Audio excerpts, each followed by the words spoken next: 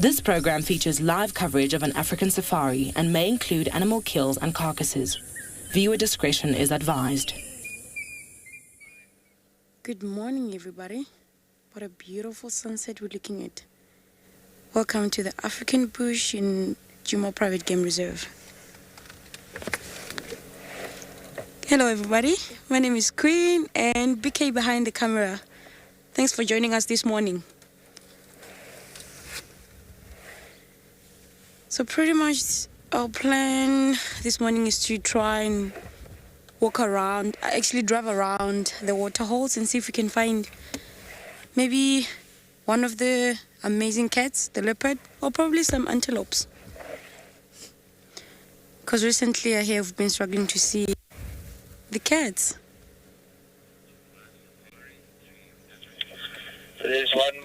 Welcome on board to the live safari of the African bush.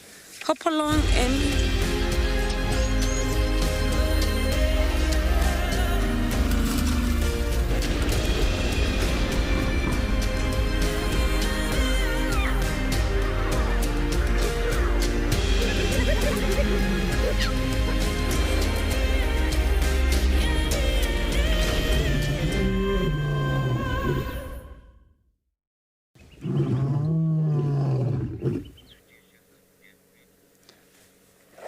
good morning, everybody.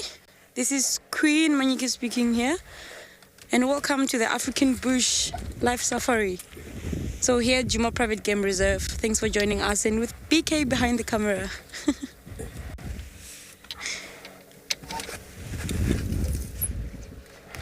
So our plans this morning is to bumble around the water holes and see if we can find anything exciting. Maybe find a couple of different antelopes and talk about them. Hopefully we get to see a cat. So we're gonna start bubbling around and see what we can find. And have fun, everybody.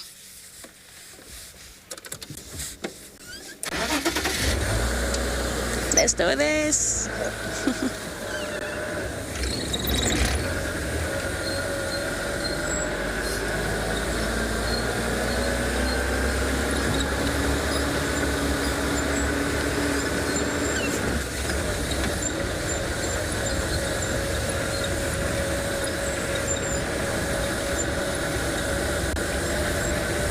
So this morning it seems a little bit chilly, but it's a nice weather.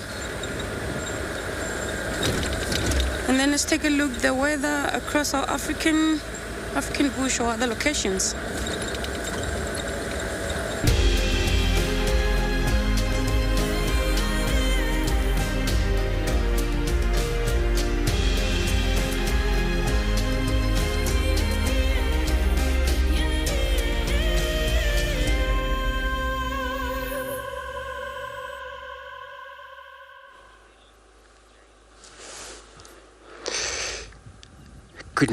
Good morning everybody. Welcome to Djuma Private Game Reserve here, where it looks like there's going to be a very interesting weather, and looks like it's going to be also very open sky for us.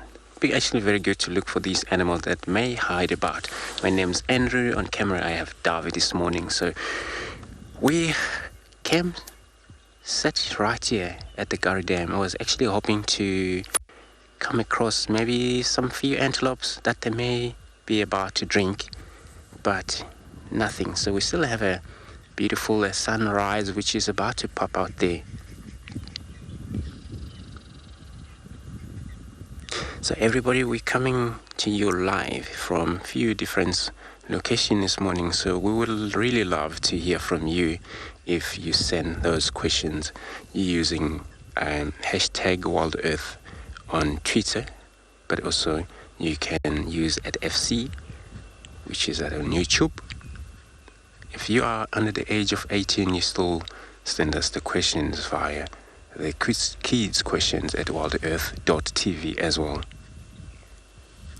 But there is a simple way. If you go register on WildEarth website, then you head over to the live Safari page there, and you can able to submit your questions. We'll be answering them for you live. We love actually having these questions from everybody.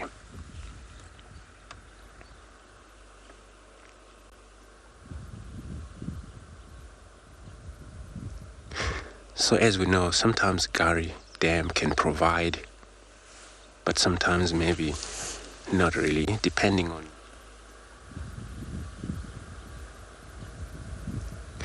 So as we know, sometimes Gari Dam can provide, but sometimes maybe not really, depending on whether the animals are around here or not.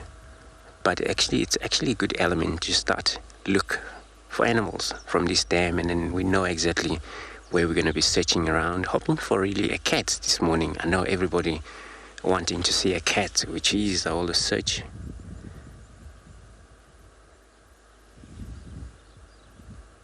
They've been around in this dam here. They don't actually want to be mixed too much. There is Egyptian geese. They would be pair up, male and a female.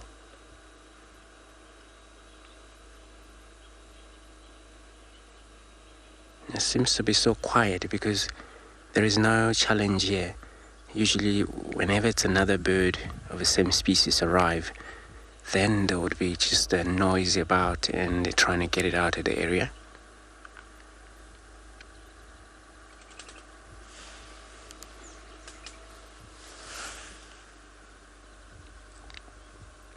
So this morning, Queen, she will be searching around. Oh, the sun is popping out. Very nice. And then myself also, I'll be also searching around, and I'll start from this side and head over to the northern boundary, check to the west. Steve in Brightlands, they will be also out about doing the walk for everybody.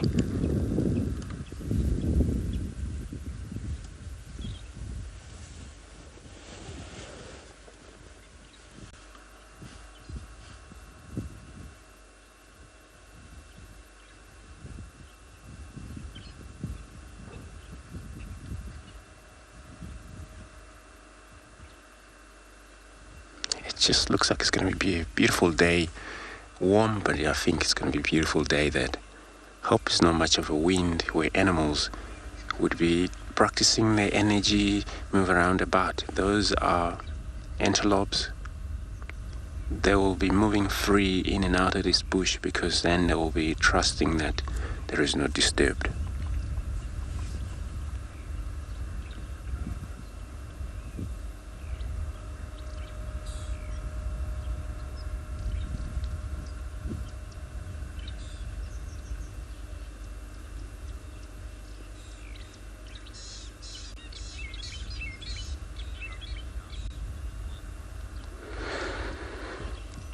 Everybody's saying loving the sound of the water all in the hall here. If we can just take that silent of a moment, looking also the rise and listening to all of the sound.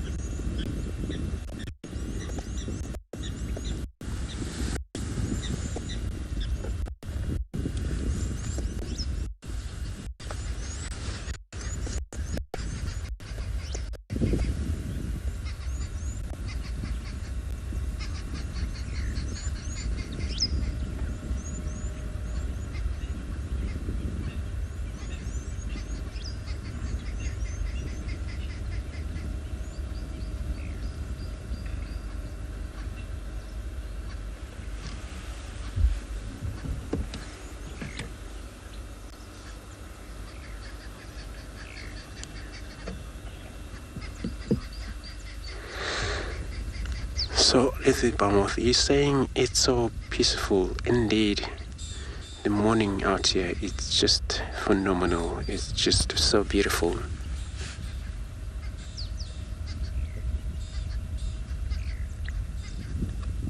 Part of the morning in like this out in the bush.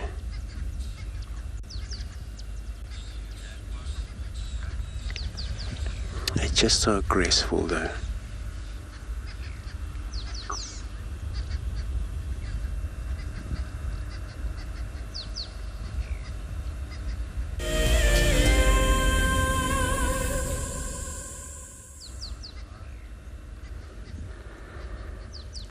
now the sun is actually rising, and that then animals that they may be moving about now, the nocturnal animals, and they're still going to be practicing those movement they may do about. But those who won't just do that, then they won't just do it, because now they're probably afraid of coming out in the light. So lions and leopards, those hyena, they may be still moving around. And then we're just going to find out, because we're going to do a lot of researching this morning, and then hoping for all of these carnivorous species to find.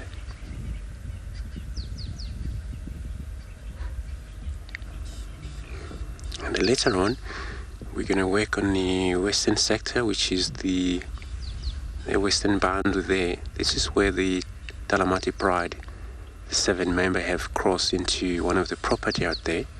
We couldn't go in to have a look at them yesterday. They were out of reach for us. But if they ever return back, we would actually have found out.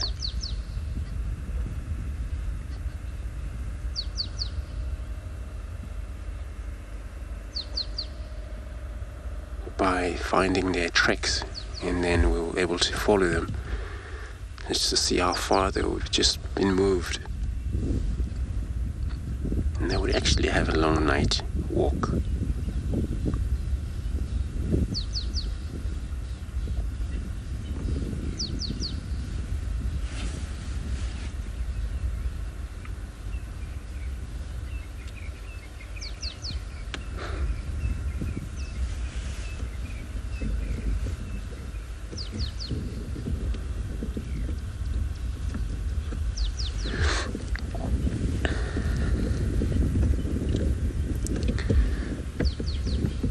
So when we do that, and then we're going to move on and see what else we're going to find.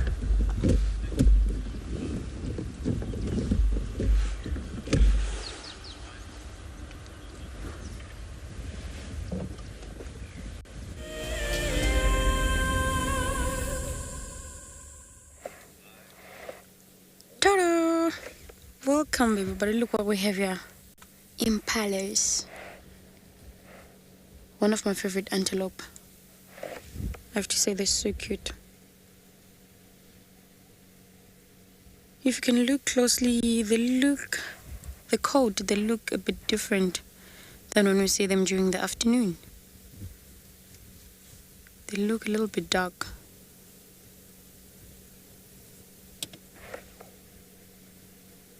So that is because they're feeling cold. So most of the antelopes, they have to raise up their fur to make themselves feel warm. And that is called piloerection.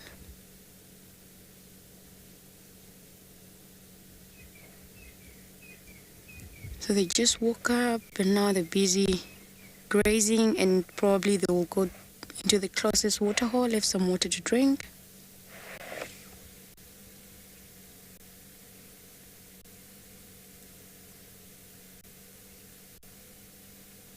I like them when they're marching in that group like that.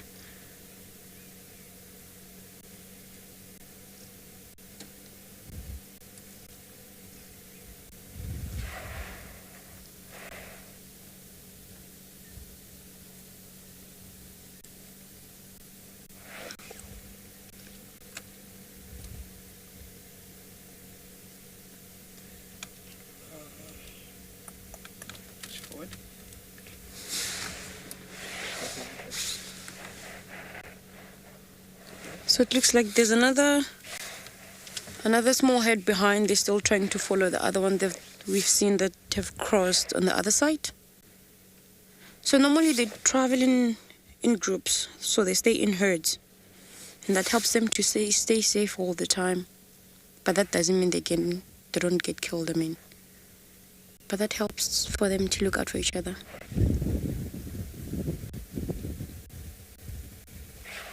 So I'm going to drive around a little bit and see if you can get a better visual, since we're losing the entire herd.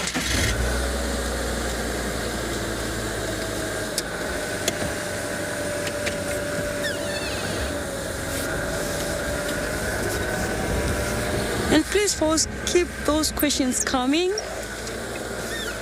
and make our safari more exciting. I would love to hear those questions from you.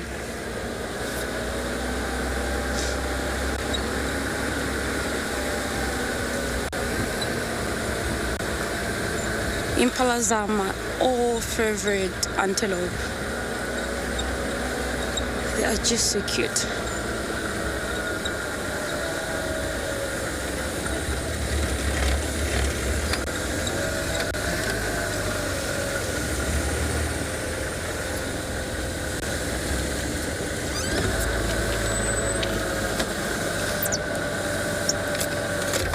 Good question, Lisa.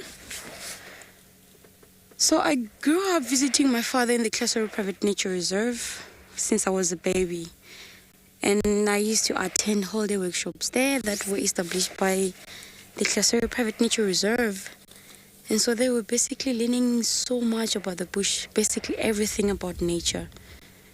And it got into a point where I had to work for Eco Children when I was done schooling with my grade 12. And then from there, they opened my doors to go and study bushwise, to become a field guide. So I grew up very fond of nature, and for that has enhanced that a lot.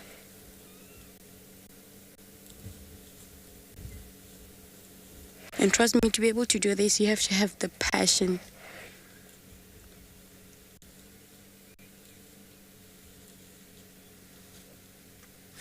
And just look at that, the light of the sun and the impalas all around. They're busy eating, enjoying their breakfast. And I hope you had your breakfast this morning.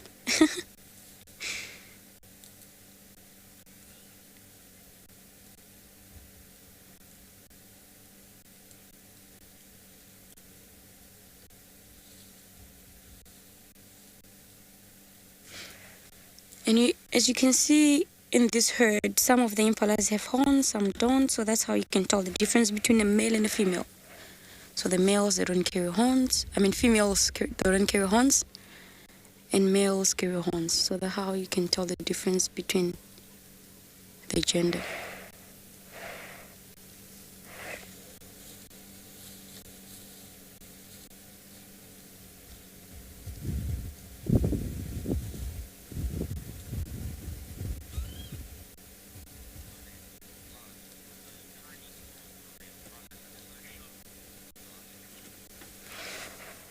Frogs, yes, definitely. They look sharp. So with the males, they tend to come to a point where they have to fight for mating rights. And also helps to defend themselves when predators try to attack them. So they're very useful. So they have to be sharp.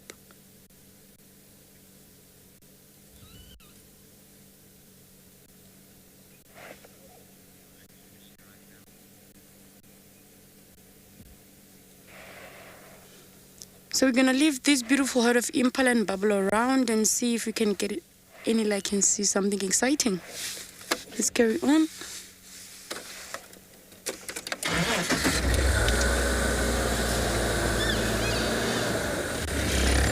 They're busy running around, enjoying.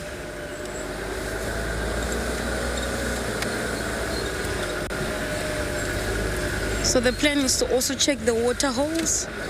And I was actually hoping these impalas will make a bit of an alarm call, hoping to find cats.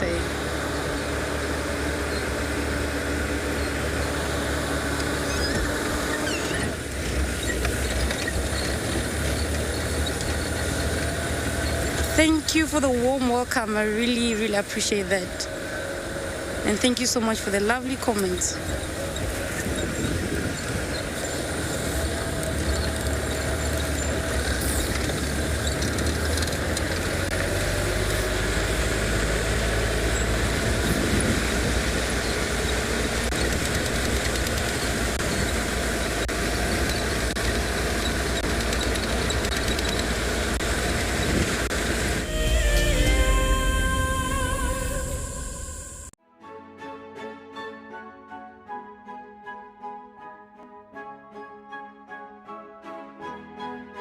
The Wildlife and Environment Society of South Africa, WESA, encourages people to care for the earth.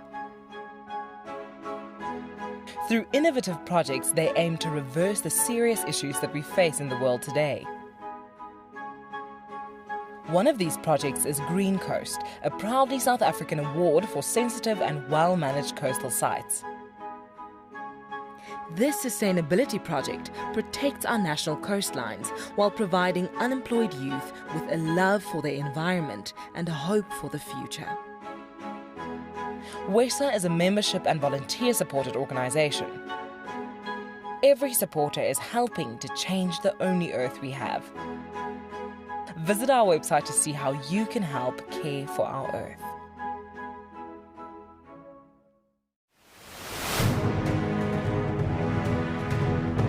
For me, the best part about being a guide is being able to live out in Africa's wild places and being able to share that with people. Of all the challenges, for me, the one that I'm probably the most comfortable with is the game drive. I think that's what I do most days, so that would probably be what I feel like I'd do the best at. It's like someone's put little Lego blocks up there and made this perfect little sort of statue, and there's another one further along as we drive. One of the challenges I'm the most nervous about would probably be shooting. I think on the day there's always quite a bit of pressure and intimidation, always associated with it, but I guess we'll see how it goes.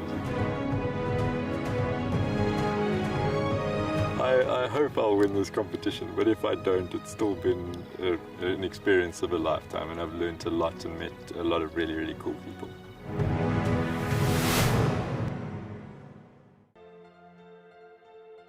This is a battle of two great carnivores of the African wilderness.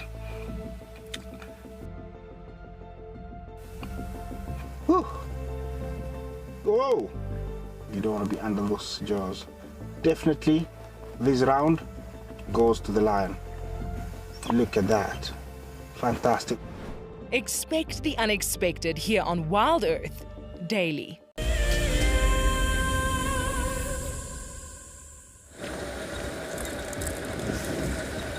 Yeah, we're still bumbling around, folks. Still no sign of tracks, fresh tracks of the cats. Hoping to bump into another antelopes. Kudu and some zebras and giraffes.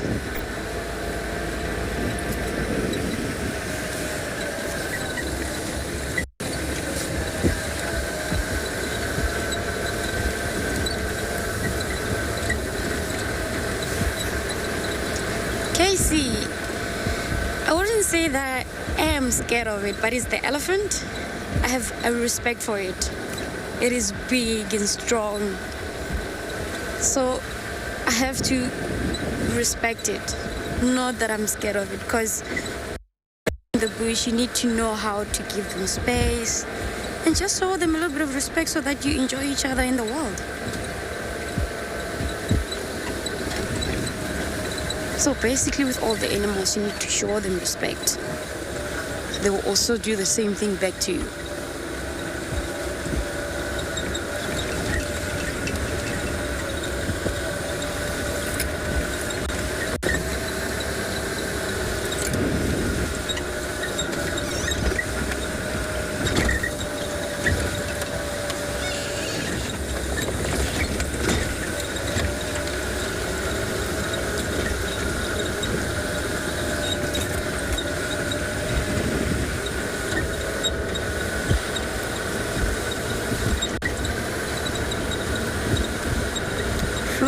Yes, I'm originally from South Africa, born and bred in the Mpumalanga province from a village called Ekonok.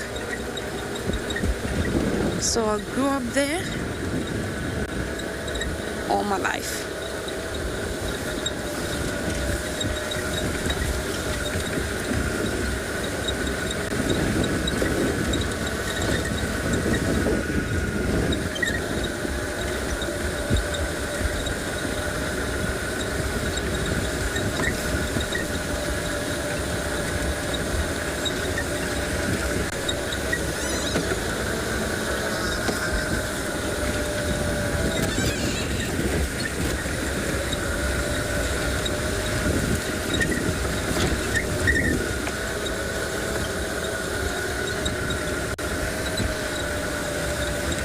I think we're getting...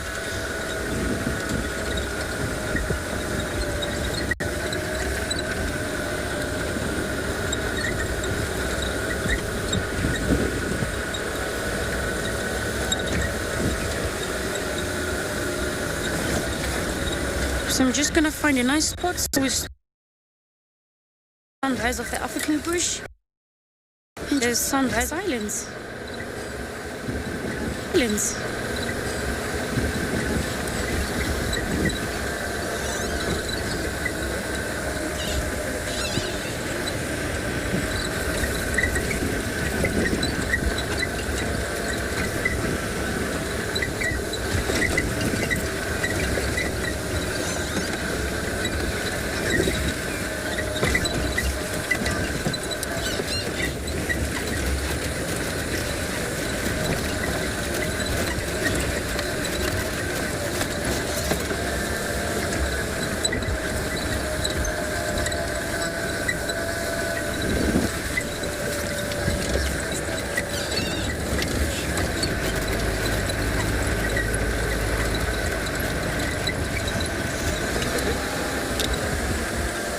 Little bang-off, definitely will do that. I love hyenas as well, so if we tend to come across them, we'll definitely stop them for you. So we're gonna stop here and enjoy the African sunrise in the silence. So let's enjoy, everybody.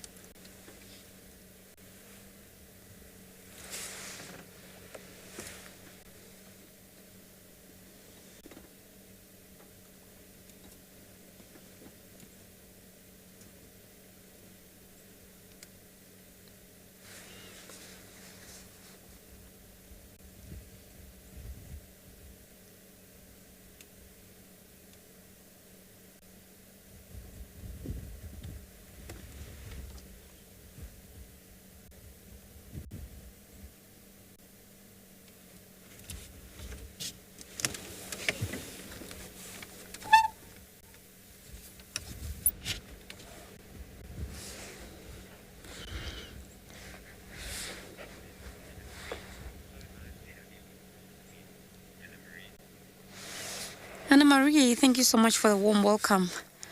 I have to say, I really am enjoying to be part of the Djuma Private Game Reserve family. It's very nice out here.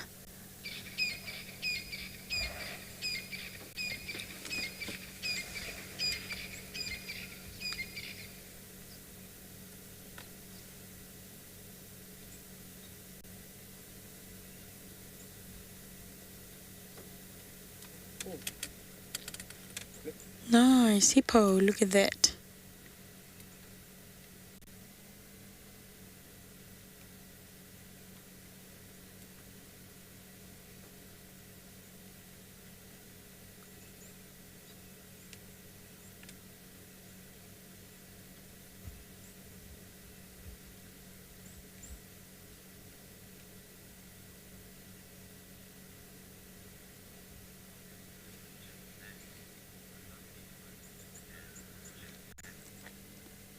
Just Max, me too here. I really am enjoying this moment because it's nice and silent and peaceful. Just enjoying the sighting of the hippo in the water.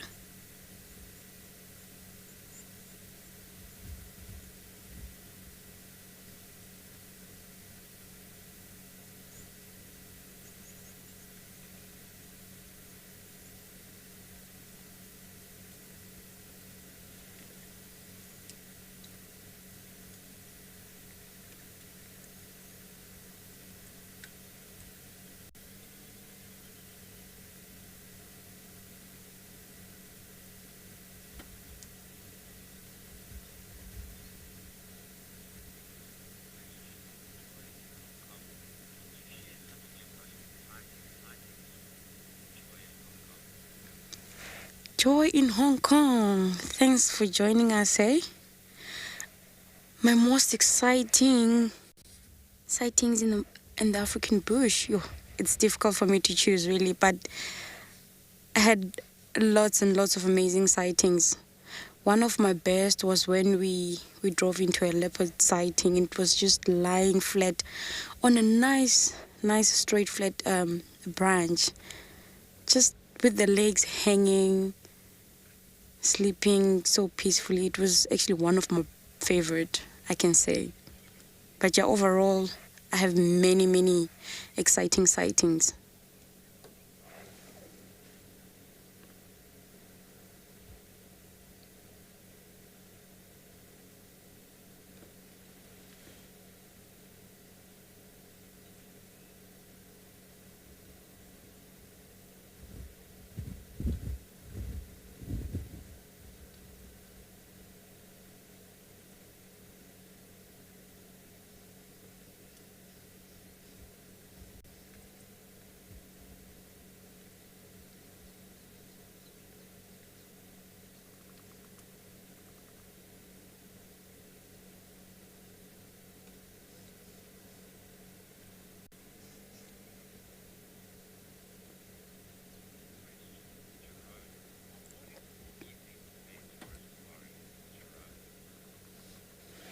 Jerome, evenings or morning safaris, which one of the two is the best? I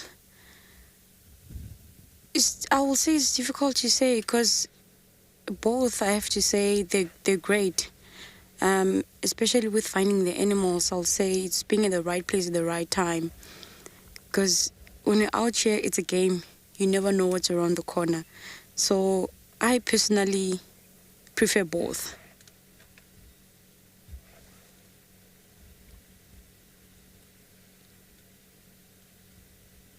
I know sometimes the morning safari, the animals are starting to wake up and walk around. Some try to go to the waterhole and have water to drink. So in the afternoon when you start the safari, it tends to be a little bit quiet, and when the sun sets, they start to walk around as well. So I would say pretty much both. It's just being in the right time in the right place.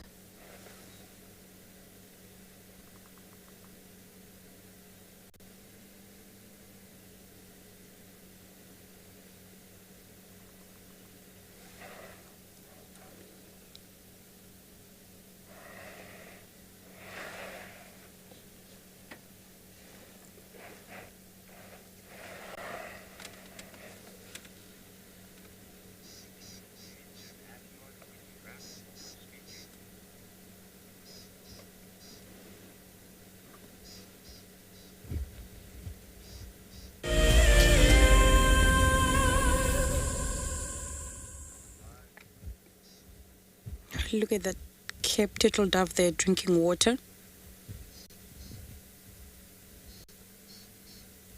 You know, as I grew up, some of my friends, when I was sharing with them about the bush, they wouldn't believe me when I told them birds also drink water. But look at that. They can drink water as well. Because that helps with digestion of what they eat.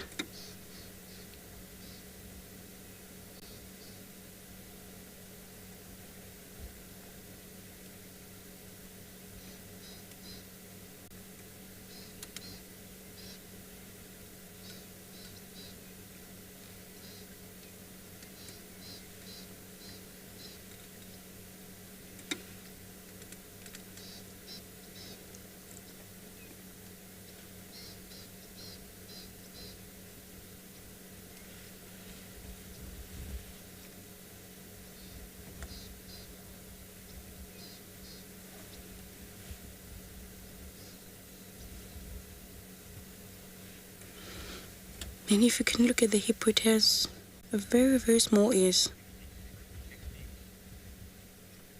So that makes it simple for them to be able to close the ears when they submerge. Imagine if it had big ears. It would be difficult for them to close them, to stop water from going inside. So that's the reason why they have these small ears.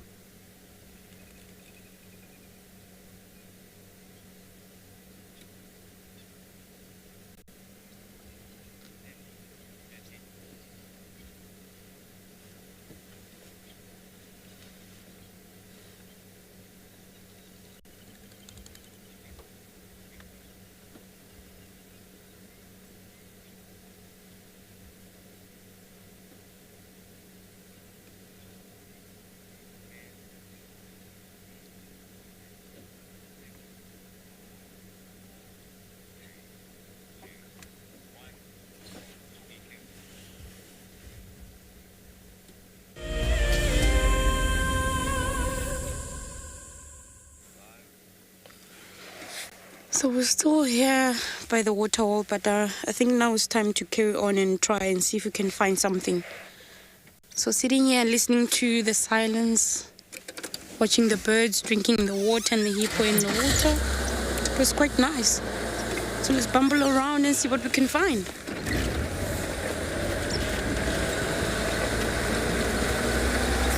I hope you enjoy that, everybody.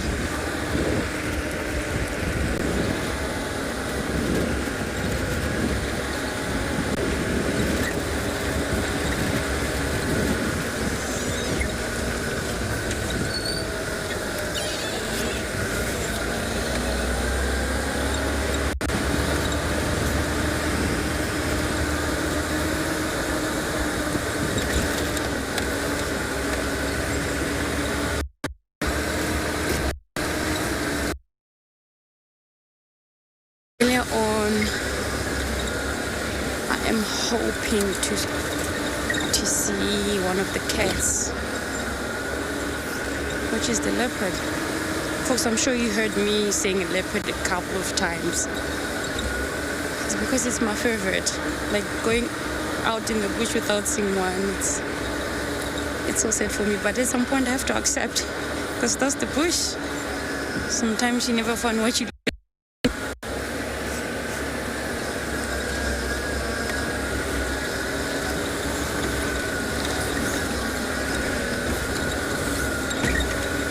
Like there's some fresh tracks of elephants.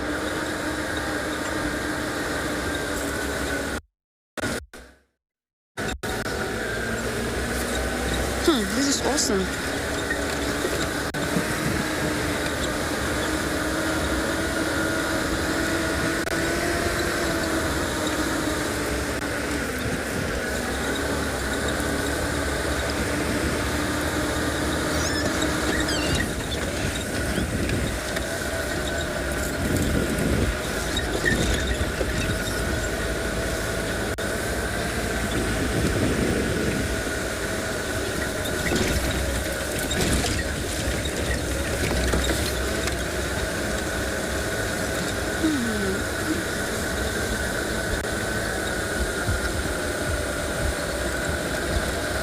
So we're gonna quickly wrap into the islands. Folks, enjoy your time there. So we're gonna carry on in Bumble.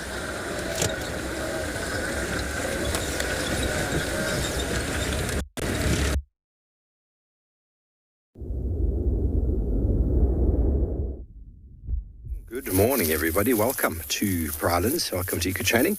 Welcome to a field observation this morning. My name is Steve, joined by Gert on camera. We're sorry about our delay during the show. We had some radio commentary or problems, so we're now connected via a burner phone, so everything should be on track. So this morning, I would like you to get a pen, paper, pencil's also fine, and write down on a column 1 to 10, 1 to 15. Let's see how we go. Now this morning, we're going to be testing you on some tracks and some signs. And in those tracks and signs is also going to be left foot, right foot, male, female, how fast was it moving, those sort of things. Are you ready? Now, at the end of the show, I'd love for you to let us know how many you got right. We'll do them, we'll talk about them, we'll get some answers. Ooh, so I'm not getting any of that. We'll talk about them. So now we have got a phone here, and now I can't hear a thing. So not quite sure what you said there, Jared. Apologies, everybody. We had perfect communication a moment ago. And now I can't hear.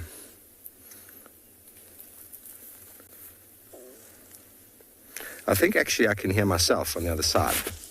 That's probably what I'm hearing. I'm not hearing Jared. So excuse me, everybody. Yeah, it's a first for me to be listening to myself in another place through my earpiece. So apologies for that. I think I heard myself. Can I mute myself? Okay. Let me just figure out how to mute myself, everybody. We're just figuring out some technological sort of things this morning. I'll mute myself so I won't be coming through on that side. Okay, and then we're going to start off with track number 1. So, by all means, if you don't know how to play, or if you've never played before, that's all good. By all means, just write down something like, okay, number 1, warthog, number 2, front foot, number 3, depending on the questions, and put them through in one tweet or in one chat, but put the numbers 1, 2, 3 or 3, 4, 5, whatever it might be. It'll help the directors to get the answers through to me. And if you've never played before and you're quite new to this, write them down, see how you get, and you don't have to send them through either. But at the end of the day, let's see how many tracks you are going to get. Now this is number 1 over here. Number 1 is this animal over there. And obviously, before I get into trouble, let me put down a form of a measurement. Now, number 1 is, what animal is this? And number 2, if you can,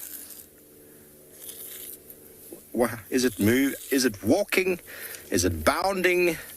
What is it doing? I'm giving you a 50% chance of getting that one right. This animal over here.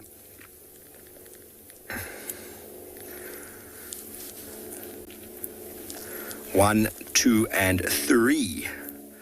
So, no, sorry, that's 2. 3 we will save for another track. But it's a very nice track to see, and I'll give you an idea of how it's gone from there all the way to there. So you can tell me what you think, if it was walking or bounding. But it's going to be quite nice. We get a few out the way this morning, just to make life a little bit easier, so that we don't get too confused. Okay, so that is 1 and 2. And you might stay with me for a little while, due to the fact that Queen is on an interview and she's been live for a little while, so let her catch her breath. We do know it can be quite stressful being out and about. Okay, now we've got number 3.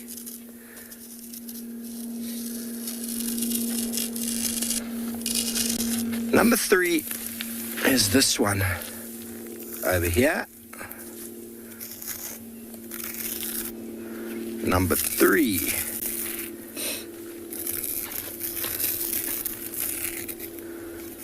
Okay. Please take screenshots if any of this goes too quickly. We will go back again and have a look at all of the answers as we go. So don't you worry. Number 3 is this little track here. It's the same one over there. I think once again you need to see some form of measurement. There we go, 3 or so centimeters. And if you look closely, you'll notice that there's a foot on top of a foot. Okay, I think we'll do a 4th one, and then we'll go back. Indigo Girl, unfortunately, number 1, you're incorrect with number 1. Okay, we'll go back to number 1 and 2, seeing as there's some answers coming through. Indigo Girl, this is definitely not a genet. Definitely not a genet. And you'll be able to notice that there's toes here. 1, 2, 3, 4. And on the back here, 1, 2, 3, 4, 5. Do I see? A civet is much bigger than this. This is a civet's roundness of a track. Now, civet has got big toes. I am not drawing a very good civet this morning. Civet at least looks like that. This animal is much smaller than a civet. You can see the size. A civet's about 6 centimeters. This is about 3. It's quite long. You can see the 2 feet there, 2 feet there. This animal over here is bounding, which is the answer to number 2. Manx plank, unfortunately not a scrub hare either. Scrub hare, I will find a scrub hare, but we'll hopefully, I've no doubt we get a scrub hare. But scrub hares leave this very nice sort of mark in the sand that comes in an L shape, which actually looks like they're walking on socks. That is a scrub hare, makes an L or a 7. This one has got 2 and then bounding, and then jumps all the way over here. 2 and then bounding. Here is another individual with long claws, the front feet, the back feet.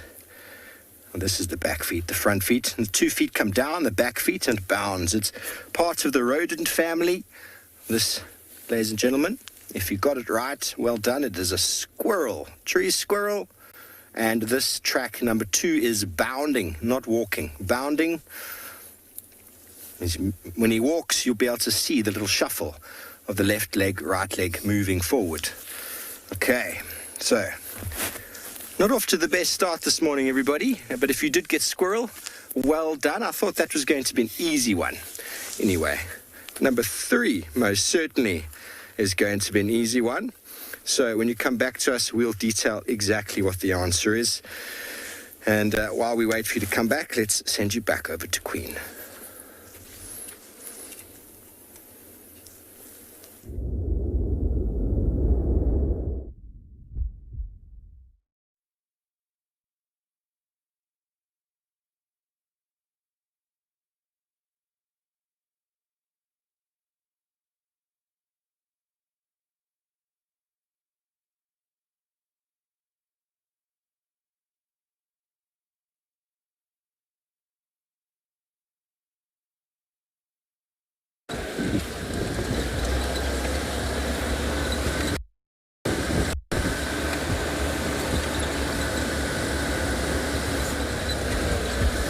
Welcome back. So yeah, we're trying to get closer to where we heard the hyenas calling.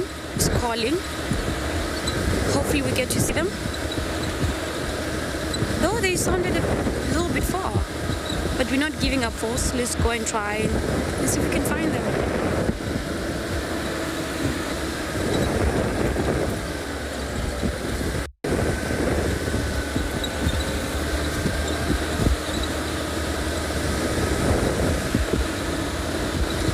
Driving around here just reminded me when I was growing up.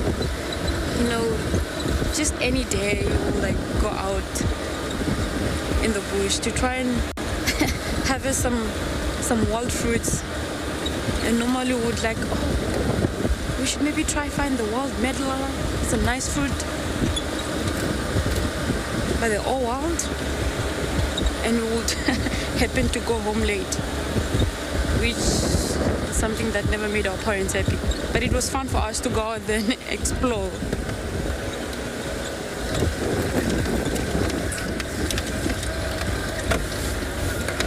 So folks, we're still trying to get close to where we heard the hyenas calling.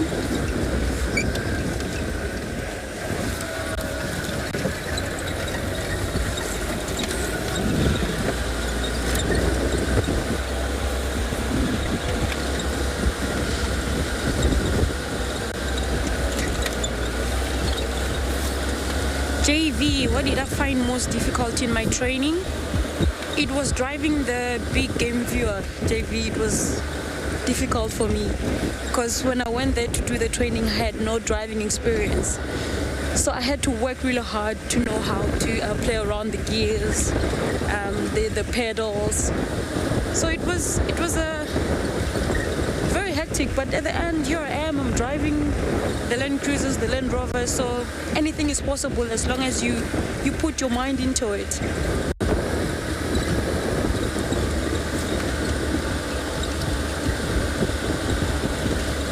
So with anything in life, you never give up, hey?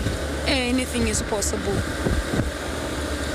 And you can make it in anything you're trying to do. So it's all about putting your mind and your heart into it.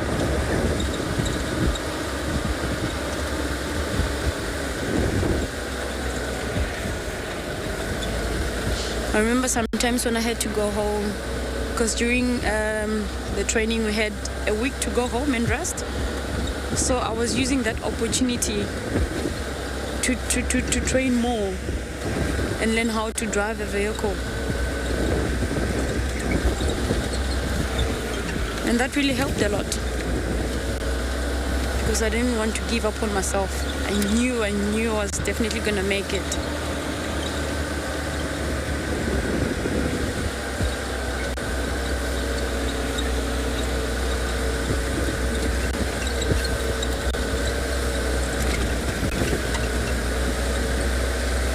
And just on that, just to share a story with you, the first time around Woodspring, there is an Eastgate airport where we go to pick up guests. So I remember, I think it was the first time the people there to see a short, small girl like me to get guests and take them to the lodge. And some of them will ask me funny questions like, hey, tell me, are you a guide? I'm like, yes, I'm a food guide. They're like, oh my God, this is so interesting. You're really small, hey? Because, yeah, a lot of people tell me that I'm short and all that, but yeah, which is true. And I'll get a lot of questions like, aren't you scared of the elephant? Because since it's the biggest out of all the animals in the bush, aren't you scared of that? I'm like, no. Why would I be scared of that? I'm not scared of that as long as I show them a respect.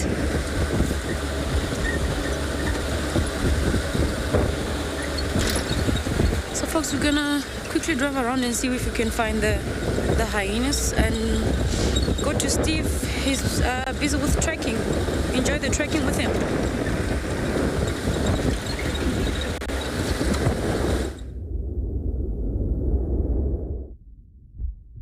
Well, good luck, Queen. We will certainly be finding you some hyena tracks this morning, so good luck finding some hyenas in Djuma. We have got more tracks, and we're going to move.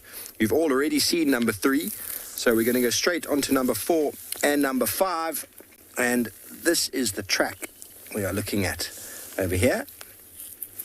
Number 4 is the track. Here is the toe, and then there's a foot. You can see the foot here.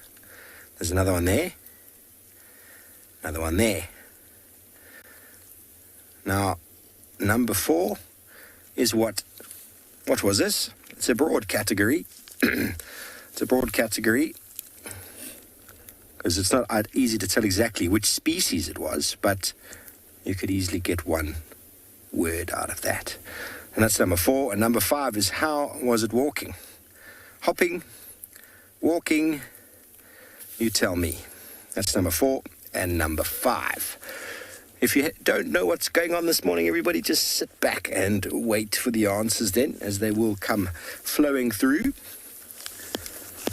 Okay, number 4 and number 5. Number 6 is this animal over here with this hoof, and there's another hoof over there. Okay, so we've got number 6 is what animal was this? And number 7, what do we call it when they step like that?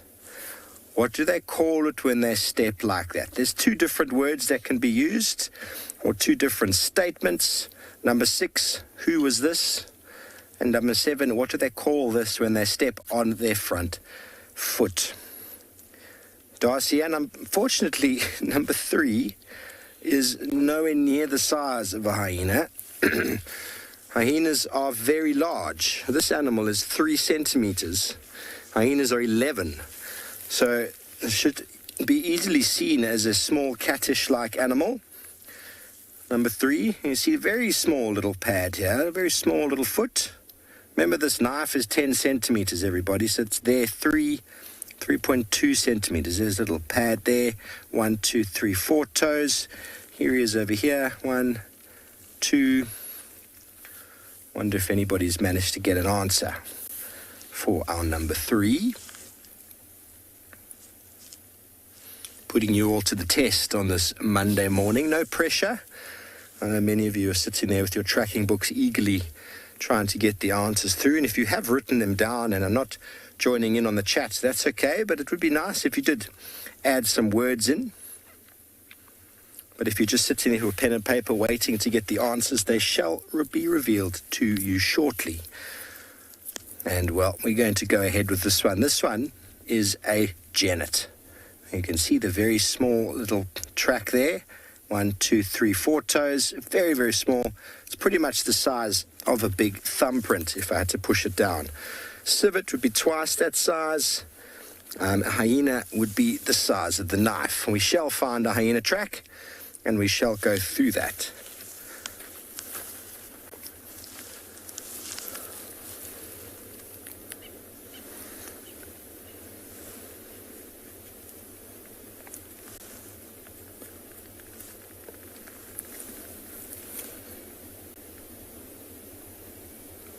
Okay, so we're going to go on to the next track over here as we unfortunately are really struggling with comms this morning. I do apologize, everybody, but it is what it is, and we shall test you nonetheless. Now, I'm not getting great comms, so if anybody got the genet right, well done. And over here, we've got a bird walking in the sand.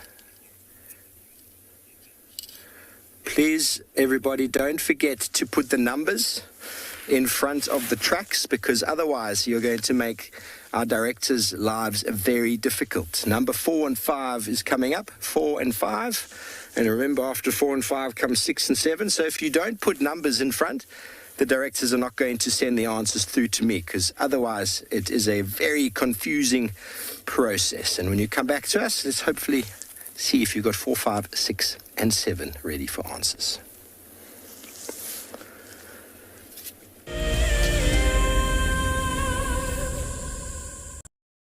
Founded in 1973, the Endangered Wildlife Trust has consistently and effectively worked towards achieving our conservation legacy.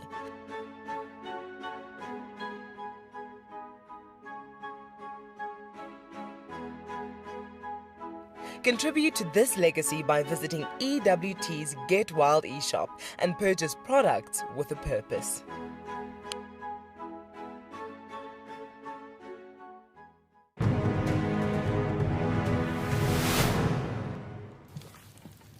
The scribe collected a dry grass, put it next to the water hole as the hippo walks down during the warm of the day to drink the water. When the hippo arrives, he saw quite a very nice grass, an area not to resist to rest. And when the hippo went down to drink the water, and when he finished the water, he just lied down on the grass. And then, that was the opportunity of the scrappy. You know what? Today is my day to pay the revenge.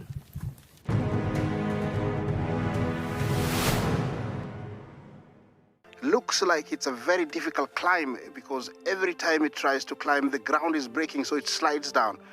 But it's the only one. Look at that. That is a call of desperation with a cub. It's like, what are you doing, mommy? Oops. Oof. Expect the unexpected here on WildEarth daily. Delivering 6 hours of HD wildlife content live every day is no small feat. It's a massive team effort, and we all rely on one another. Cam ops have a bit of work to do in the morning, up nice and early, get all the checks out of the way, and make sure we're ready to go live. Helping others fall in love with nature brings meaning to what I do. It's also a lot of fun.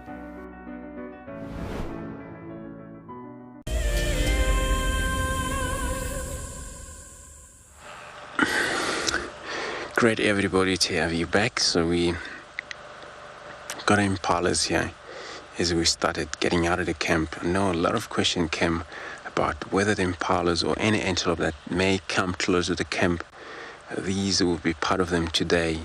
But I know a lot of time we had nyalas and these bushbuck, where they were actually our company of the day sometimes. But looks like today it will be impalas close to the camp here.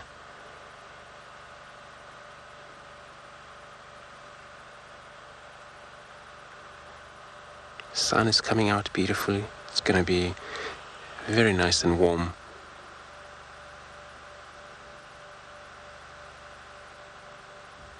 And the watering hole is not far, it's just around. Then I would go probably drink at the Gurry Dam there.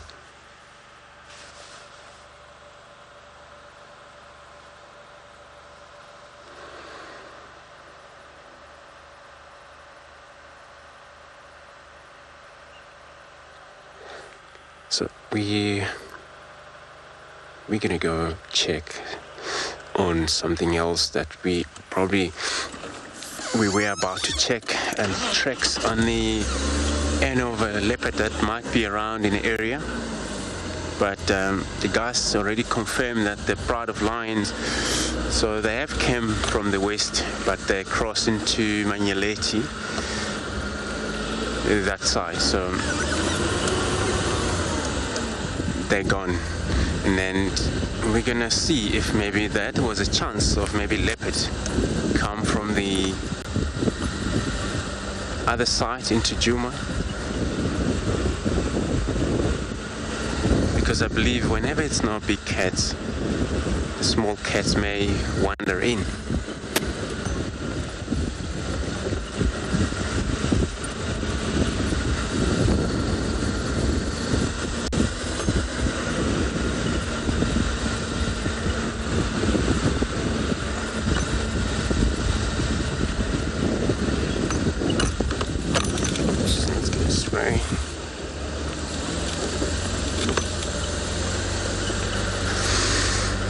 Sorry, everybody holding thumbs for big cats this morning.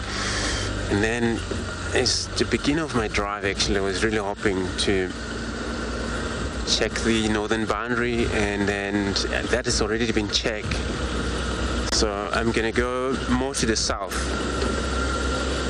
and then that side. Maybe we're making our way into Chitwa if it's possible there, just to see what the guys got there. I haven't actually spoken to the guys on the channel, but then I will be. Maybe my read would be about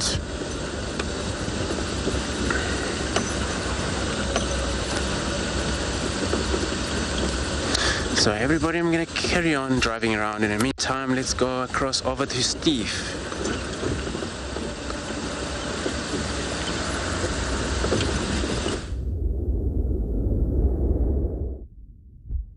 Welcome back, everybody. My directors told me in my ears that you're all putting numbers next to them now. Thank you very much.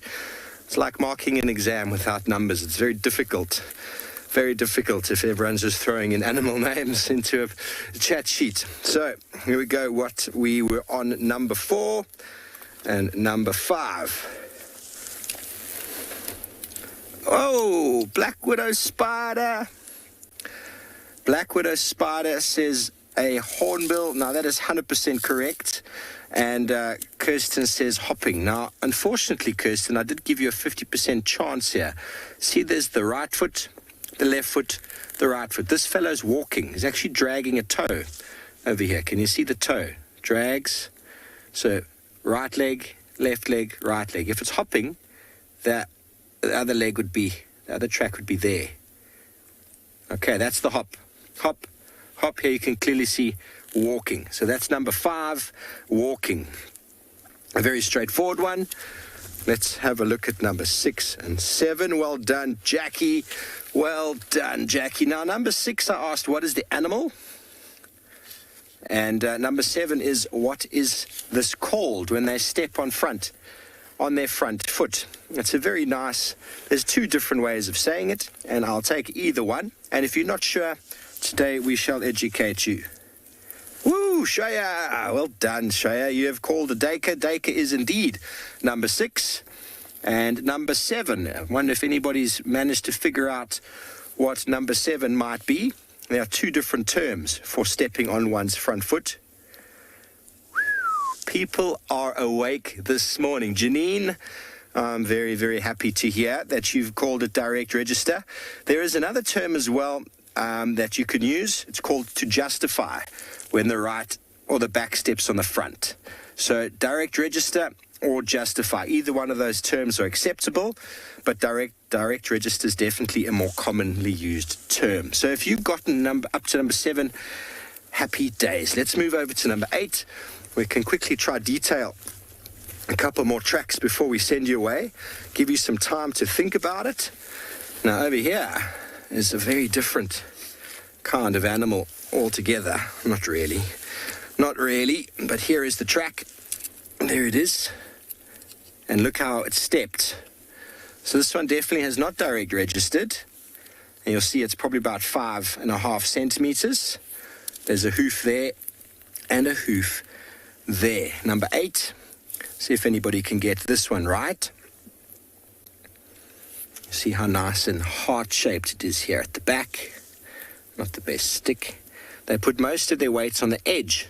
It's a term known as rim walking, which we don't see with the direct registering family. They sort of step a lot of their weight on the middle of the track, but this one is a rim walker. I wonder if anybody can get the species for me there. Number 8.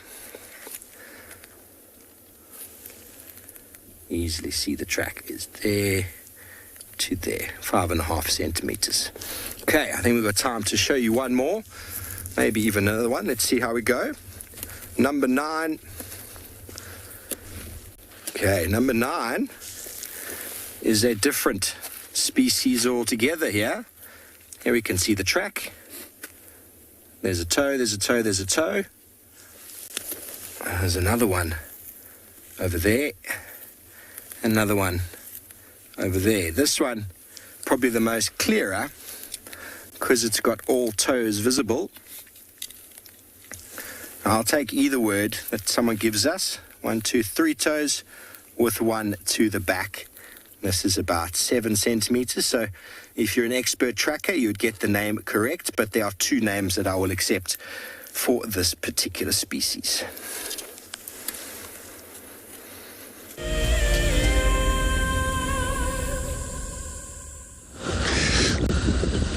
So we are gonna make our way into Chitwa. We're still a long way out.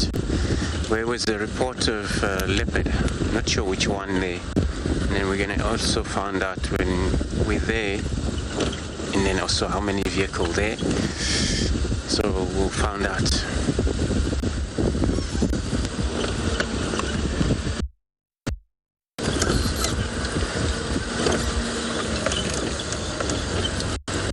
That'll be very interesting. And then if it's Maride or also if it's Tandi, because sometimes they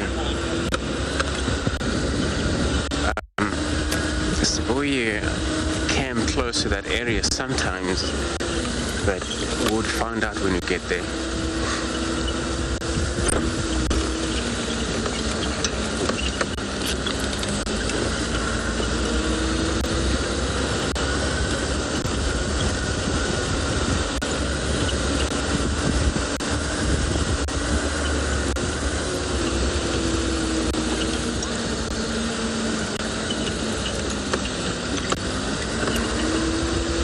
Well, the weather's good, sir.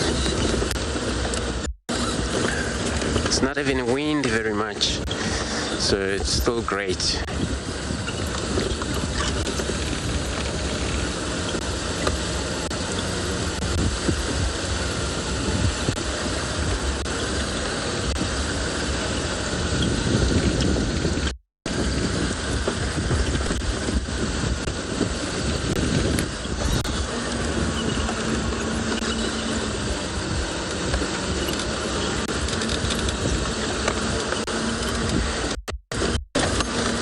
So this road will take us right into the Gary Man, and then we're going to drive to the east from there. And this is how we're going to be ending up inside Chitwa.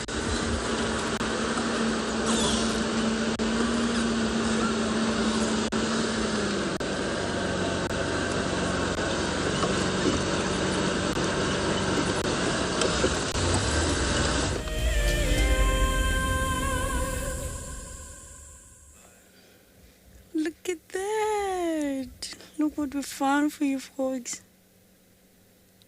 That is so cute. This is so adorable. So what we have here is the dwarf mongoose, one of the smallest carnivores we have out here. So as you can see, they're basking on the sun on top of a abandoned termite mound.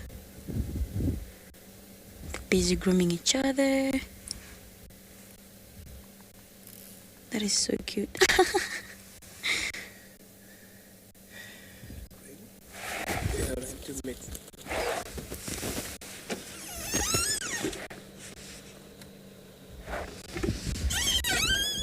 Yeah, it looks like more still coming out of the termite mound.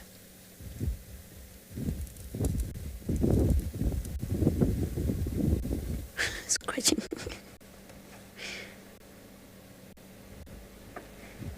So these little guys, they stay in groups. Wait until you hear the name of the group. You want to know what's the name of the group? The collective name? It's called a business. They're always in a business. Business of mongoose, folks. That's what we have here.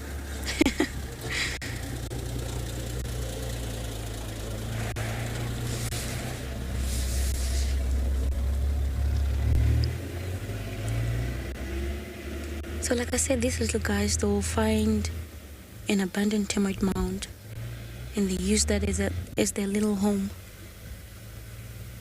In the day, they don't stay on that termite mound for quite long because mites tend to infest the area, and then they have to swap and find another termite mound that is not active. Oh, look at that. Grooming each other. This is so adorable.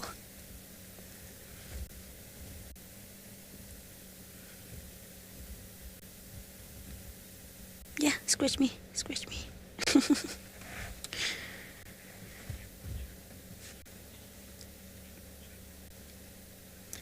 Dear watcher, they look cold, definitely.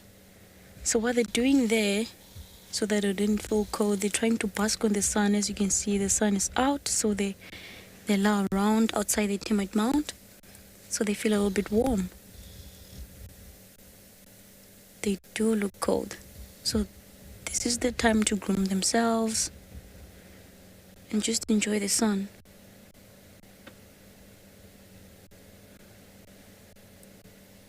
So this is basically how the animals depend on the sunshine or the sunlight to warm themselves up.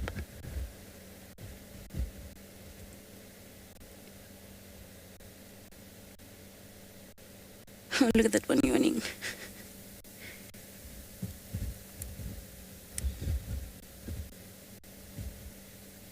Oh.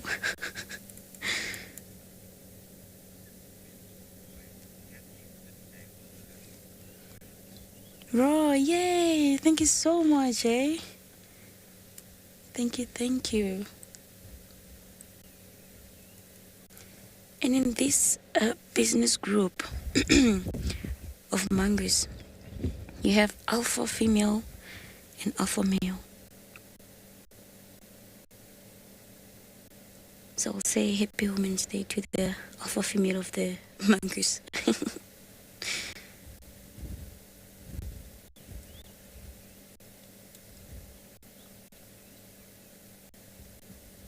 So they're basically gonna hang around until they feel a bit warm, and from there they're just gonna carry on with the day, foraging, looking for insects. So they eat locusts, some scorpions, even though in the winter time there's scorpions, so you see a lot of them in summer. Some worms. They dug up some worms on the ground. Cleaning himself.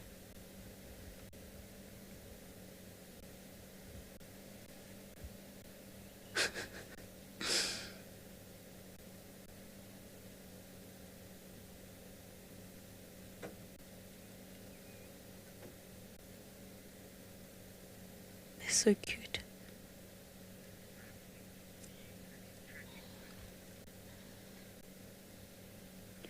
it was nice spending time with these little ones here. Enjoy the trekking quiz with Steve, folks. I think I'm gonna sell a little bit and carry on afterwards and see what we can find. Oh, but look at that.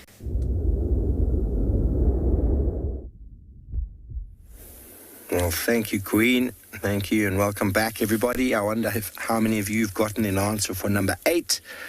We're making great headway this morning, getting a few tracks out at a time.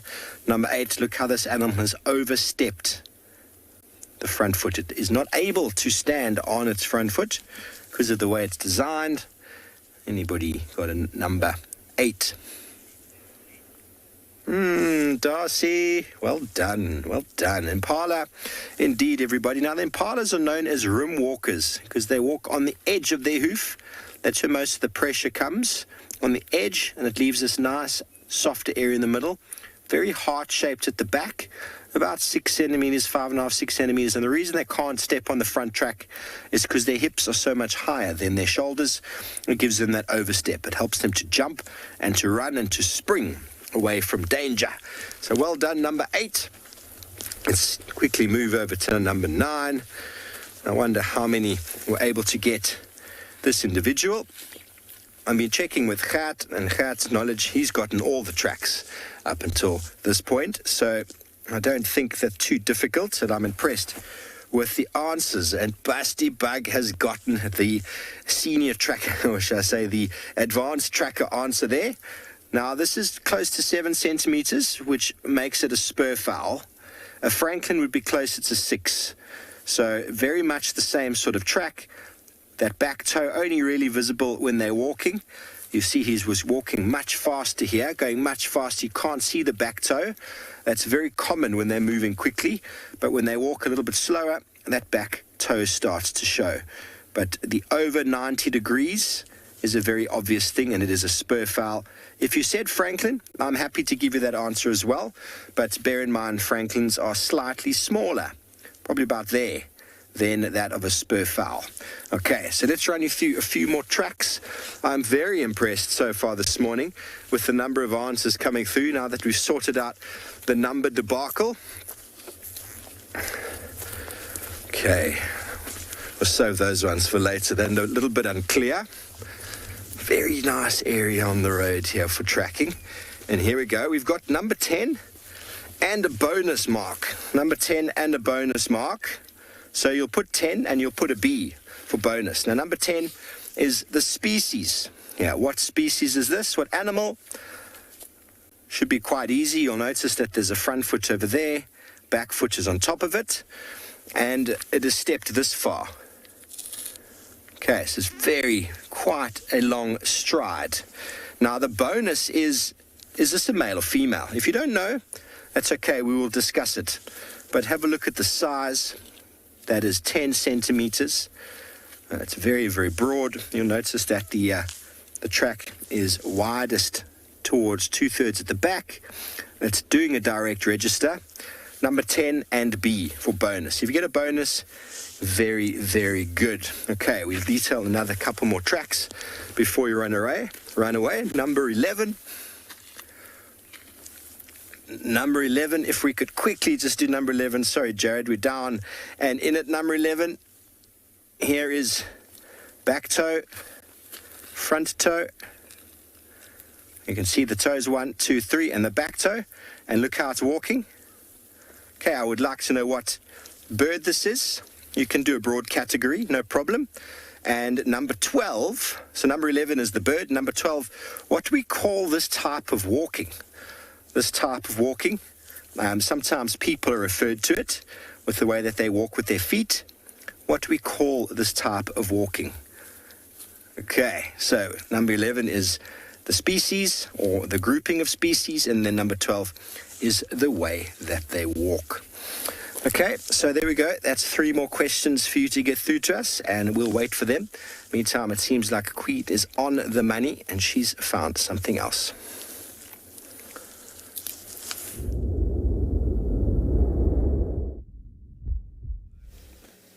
Voila, everybody. Look what we found here. So I cannot see clearly because of the silhouette which type of vulture it is, but I think it's a hooded vulture by looking at the size and the head. So we've seen also a couple of Abatelius around. We're not quite sure, but we think there might be something dead around here. So just after, we're going to try and look for tracks and see if we can find anything.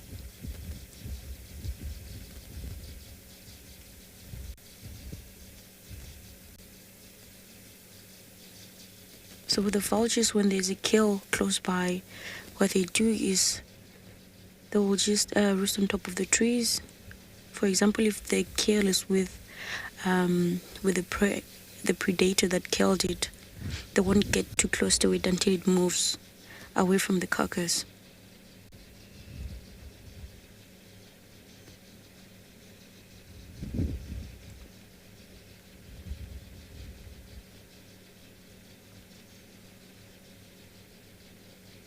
Vultures are very interesting creatures. If it wasn't for them, who would finish up all the carcasses out in the bush? So I call them the municipalities of the bush. They clean up carcasses. And then come hyenas that eat almost everything, folks. Hyenas have the strongest biting force, meaning they can chew bones of the carcasses.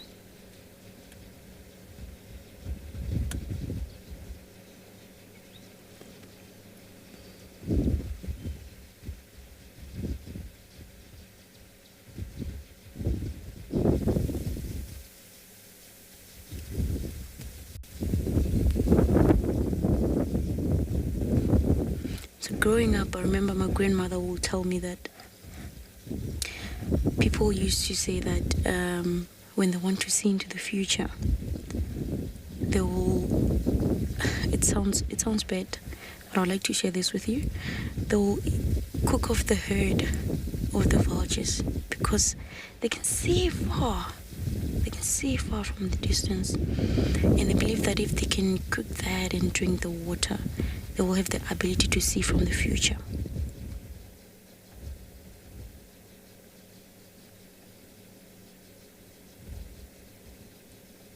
Very interesting. I don't know if it really worked for them, but yeah. If I were to be asked to do that, I wouldn't do that, trust me.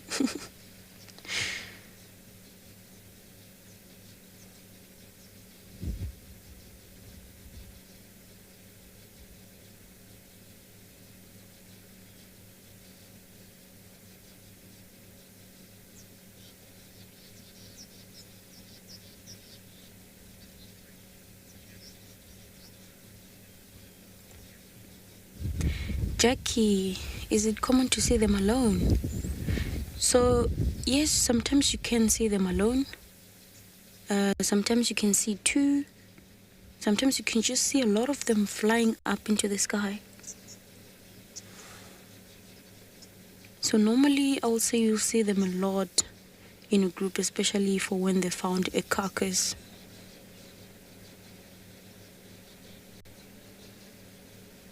I've seen them a lot together when they're flying up into the sky. Because that is how they find the food. They have to fly up into the sky to look into the ground, since they can see from a distance and smell from a distance. So that helps them to scan around and find food. Other than that,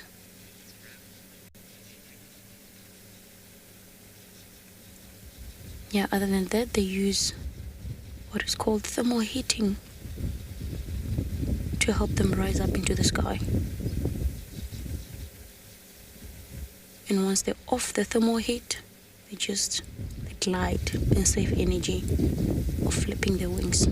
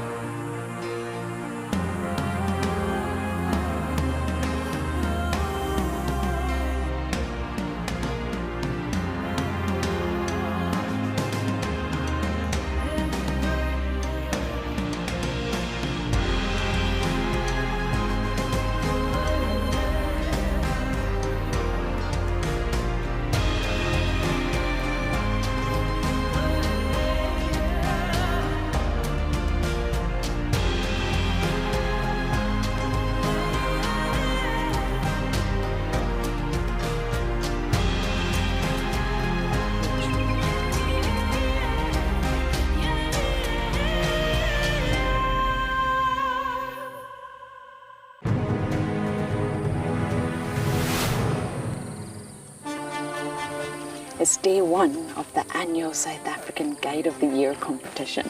And our first foot into this competition this morning is all about tracks and signs. We're going to call you in one at a time. Just look at it, the information will be there.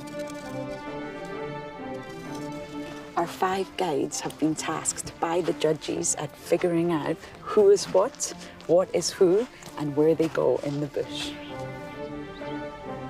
It's either Franklin or guinea fowl, but because of the volume of other deposits in the area, we went with guinea fowl.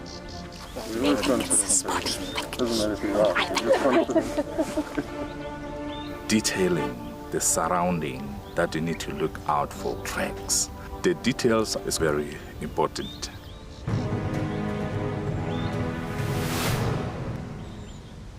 Okay, there's another big male coming in from our left here. Another big male, look at this. This is the one. Now you're going to see sparks fly, guys.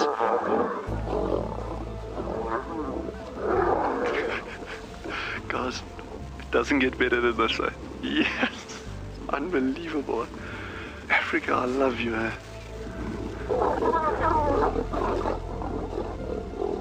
Expect the unexpected here on WildEarth daily.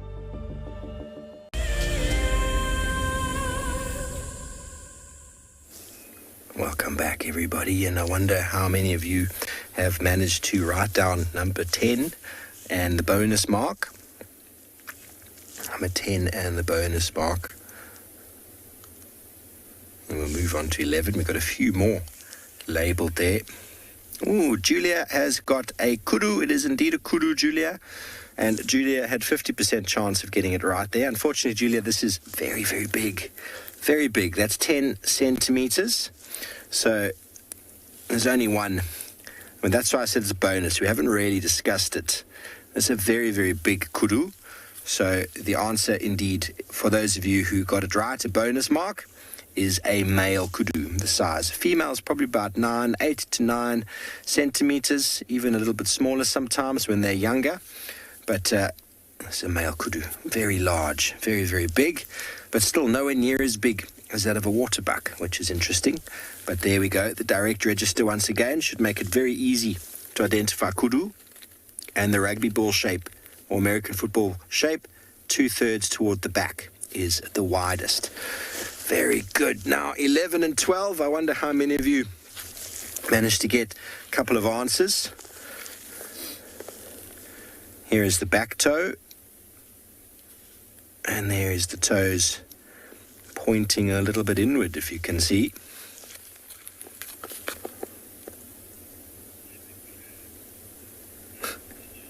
I'm a crab has said a pigeon. Now, I'm a crab, it's not a pigeon, but it's definitely in the right grouping of pigeons. So it is a dove, which I don't really know of any pigeons around here that we see walking around, but definitely in the same sort of grouping. So definitely give you a mark there for that. But it is a dove. And it's not a wood dove, because wood doves are much smaller. But that is also a little bit more sort of advanced. It's definitely a dove. And I wonder how many of you know number 12. How is this animal walking? And definitely the word pigeon is in the name. Notice how the toes are pointed inwards. Very nice term given to people when they walk like this. And it's why it's given to them. Yes, James, pigeon-toed indeed. And if you ever have a friend or family member who walks like this, we call that pigeon-toed, and we call this duck-footed. Okay, we're not insulting anybody by doing it. It's just the way some people move. Okay, so let's go and have a look at number 13. Now, number 13 is obviously a snake. Now, I wonder, out of the different types of motions that I've given you, what type of motion is this? Number 13, what type of motion is this snake moving in? There are 3 that we normally give you, and this should be a very nice, easy one. And the answer is not slithering. Not slithering. A very, very specific style of movement there. Okay, that's number 13. And now 14, 15, and 16 are all lumped together in the same bracket. We've got a very, very cool animal over here. And first of all, I'd like you to tell me what animal this is. Number 14, what animal is this? Number 15, we talk about foot structure. We talk about how certain animals put their feet on the ground, and what way does this animal put the foot on the ground. Okay, then we've spoken about it before. Obviously, we get some that walk on their toes, some that walk on their nails, and some that walk on the whole foot. But I'm looking for a very particular word behind this one. There is another part of it. And then number 16 is what side is this animal? What side of the track? Okay, it's obviously got a left and a right. So you'll be able to see this track over here. I'm not doing any fronts or backs right now, but you should be able to tell who and how this animal walked. Another indication of it is a different animal here using the same side. That is the back foot. And I'm excited for you to come back and give us a few answers. Then we're going to move off and find a whole lot more tracks down the road. But in the meantime, let's send you back over to Andrew.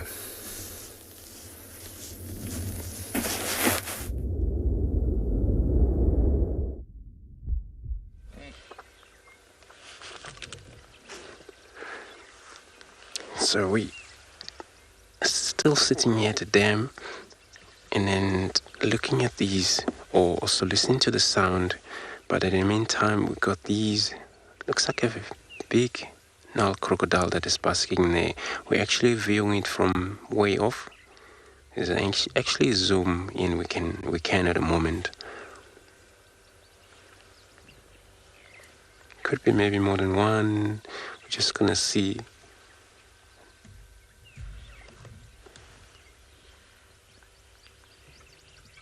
To the right there, slightly to the right, looks like there's another one there basking.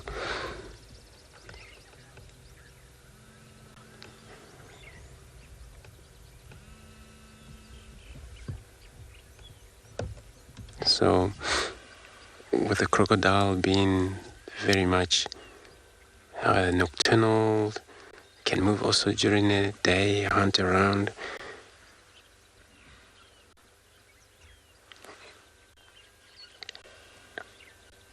And around fishes anybody would come to drink, such as an antelope, who would be caught. But with the water, that may help the crocodile, because every time they bring something like a big game, how to kill it, usually drowned into water.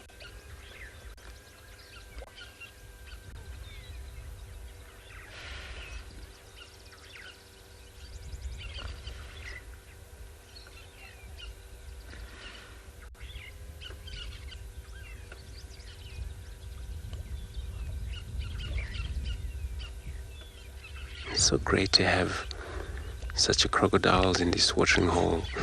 Sometimes we see them move away from the water when there's a dry watering hole.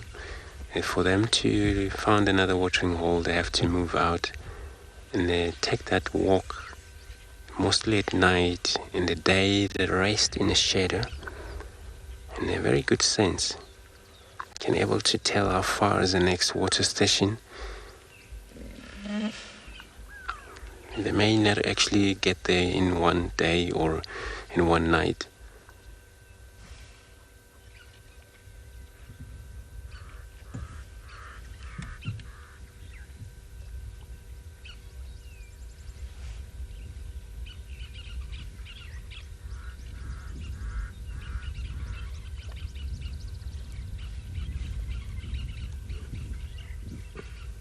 It's just so peaceful here at the Chita Dam. We're right here.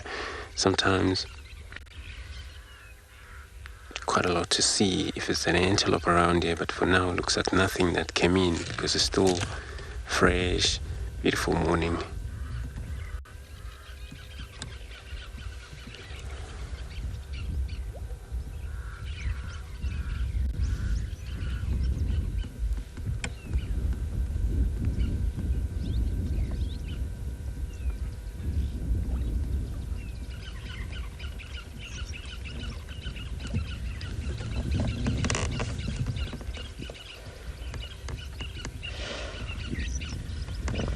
probably during the day, whenever it's probably today, it's going to be slightly warm, and all these antelopes, they will be coming about drinks.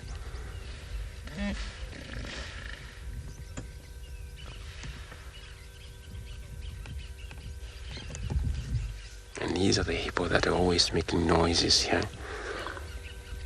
It's all about communications, more than one. They make such a noise when they're in group.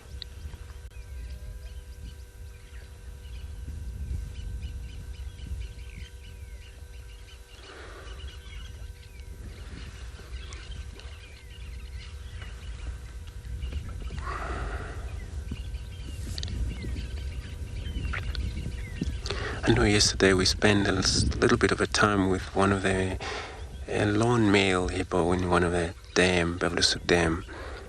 But that, what makes him be isolated is because maybe he's not dominating females.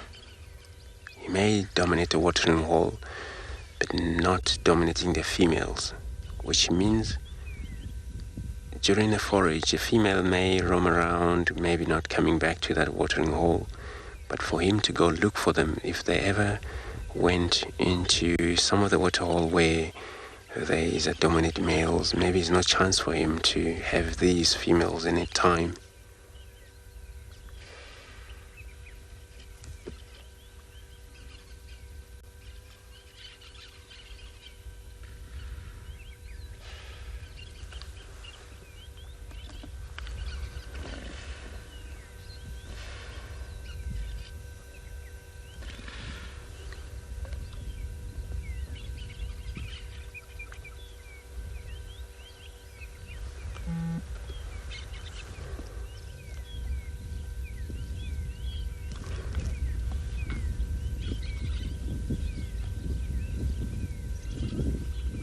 So, a question from Clay asking, would the crocodile hunt on land? If it's possible for them, or something that died, or something that is weaker cannot actually move very well or quickly, then they can caught it in land. But it's always important for them when they eat, it gotta be something that is actually in the water. So their tongue is not like most of the lizard. You hardly actually see it.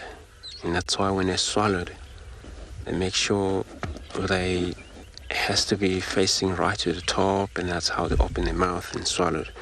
So they can do a hunt, but mostly they're hunting it's in the water.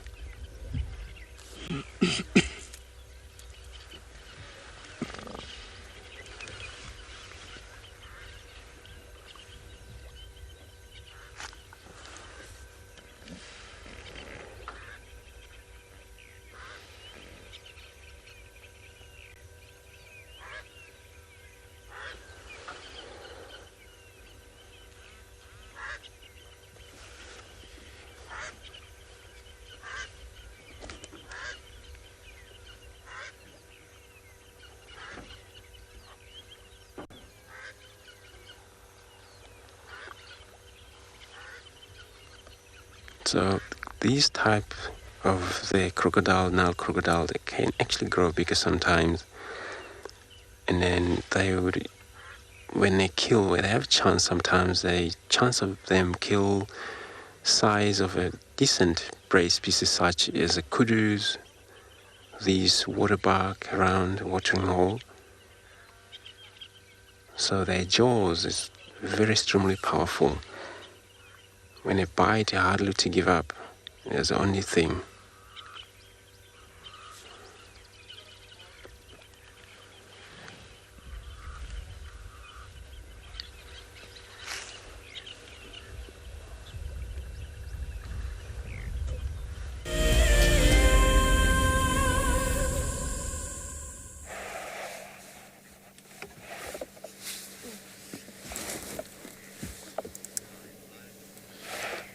Folks, we've been bumbling around and we've seen a couple of, also a lot of butters and vultures, and I think something is definitely up here. Something must be dead around here. So I've been trying to look on the ground and see if we can find any possible fresh tracks. So we've seen a couple of hyena tracks, and we thought maybe they can lead us to something, but we're going to carry on and look around and see if we get lucky. So for now we can just sit and listen to the bush, the sounds of the bush around us.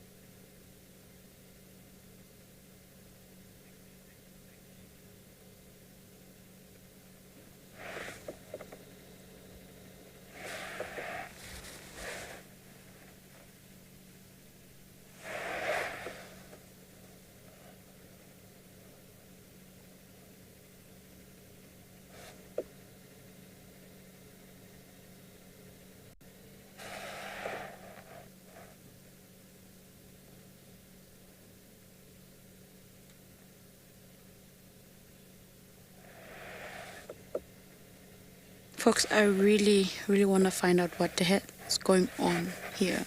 So I think we're just gonna continue bubble around and see if we get any luck. Let's carry on and see.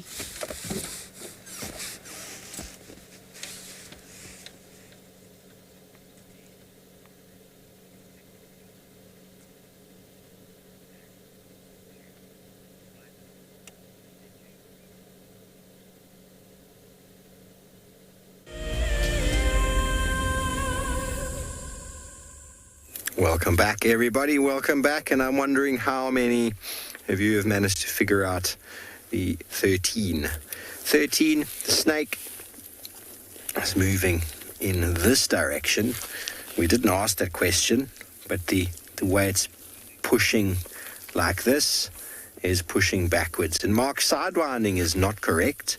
Sidewinding is a motion that snakes will do, especially the sidewinding snake that does it in the desert where the ground is incredibly hot. So that would kind of make a motion like this on the ground. Not that I've physically actually seen it, but they move like that as they lift their body and they just touch parts of the body to the ground. This snake's entire body is moving across the ground. It might lift up at certain points, but it's definitely moving in a serpentine fashion. Snarknado, indeed. Snarknado. Sorry, some names are just quite funny. If I didn't say that correctly, I apologize. But serpentine. Down in the Garden Wilderness, there's a nice estuary in the river that runs into the estuary. It's called the Serpentine because of this winding snake-like fashion. Serpentine. We get the other one, which is called rectilinear or concertina, which is when like a puff adder moves like this through the sand, obviously without the ridge in the middle. And that is how puff adders and sometimes pythons move. Okay, now over here we've got 14, 15, and 16. 14 was what animal was it? It should be quite straightforward with the animal. Number 15 was the foot structure, how they put their foot on the ground. Number 16, Shreya, baboon is 100% correct. Wow, wow. Yes, Shreya, well done. There's indeed a baboon. I'm going a little bit crazy today. Baboon, baboon, baboon. Very easily seen. Here is the hand with the fingers, 1, 2, 3, 4. And there is the back foot with the toes and the inner thumb. So that should make it quite easy to know what the answer for 16 is with the side. But number 15 is a very particular type of structure of foot. And we get the 3 different types, very easily remembered. We get the unguligrade in the hooved animals, where these 2 nails are fused together. Janine has got the answer, plantigrade. I'm very happy. So many of you are getting such wonderful answers. The answer is plantigrade. It's how us, baboons, monkeys, porcupine, honey badger, step. We put our whole foot on the ground. We plant it on the ground so it leaves the entire track. You get the digitigrade with cats that walk on their toes like that with the dew claw up here, and then you get, and indeed it is the right side, everybody. It is indeed the right side. There's the thumb, right back foot, and here's the hand thumb over there. So cats do it like that, and ungulates, these two nails are fused, and those two fingers disappear, and they're walking on those two fingernails at the end there. We call that unguligrade, digitigrade, plantigrade. Very good. I'm so excited with the wonderful answers this morning. Let's go find some more tracks down the road. Are you going to come join us? Oxpecker's calling above our head. Always got to watch out. There's lots of giraffe around. Normally, the giraffe. Shreya, it seems like I've trained you well. Now we've got the numbers out the way. Everybody's just smashing them. So I'm very happy to hear. And those of you who are just at home marking this off yourself and you're getting them right, very, very well done to you. Makes me very excited to know that these are happening. And here's number 17. Knowing that everybody knows what they know, I'm not even going to put a knife on the ground for this one. I'm just going to use my shoe. And you're going to tell me what this animal is over here. Should be very, very easy. Number 17. And then we're going to move on to the next one almost immediately, because this one should be very straightforward, looking at the size. 1 foot, 2 feet, number 17. And then I've got a selection of 3 over here, which we'll try and do before you run away. Okay, so number 18 is who stood here? Who stood here? This is the tracks, and this is the tracks. Who stood here? Okay, that is number 18, is the species. But number 19, I want to know this foot here. Is it the right or the left? Right or left? And then number 20, is it the front or is it the back? Okay, so that's 18, species, 19, right or left, 20, front or back. Okay, this should be quite an easy one in the sand. So I'm looking forward to hearing from you shortly while we send you back over to Queen, who's having the best morning.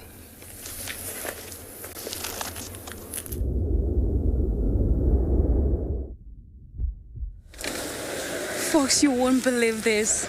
So I'm happy we actually didn't give up on trying to look why there's many vultures and butlers around. So we seem to have found something here. It doesn't look really fresh, but definitely something was killed around here. We'll show you just now. Finally! And it looks like it's been here for quite a while. It doesn't really look fresh. I'm gonna try and loop around the other side. Oh my word.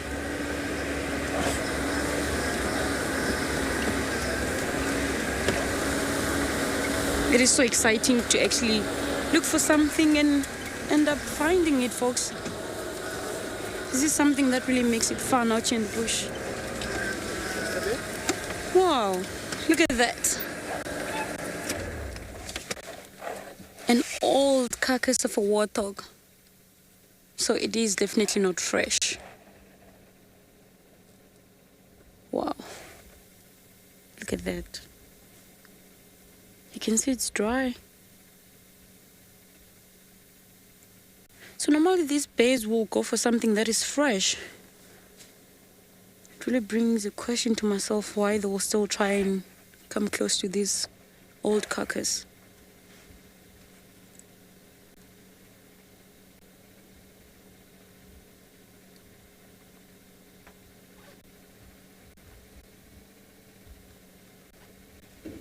Folks, I have to say I'm really excited to finally find what we were looking for. it would have been more fun if it was a fresh carcass with a leopard on top of the tree. Other than that, it was a success. We did finally find what we were looking for.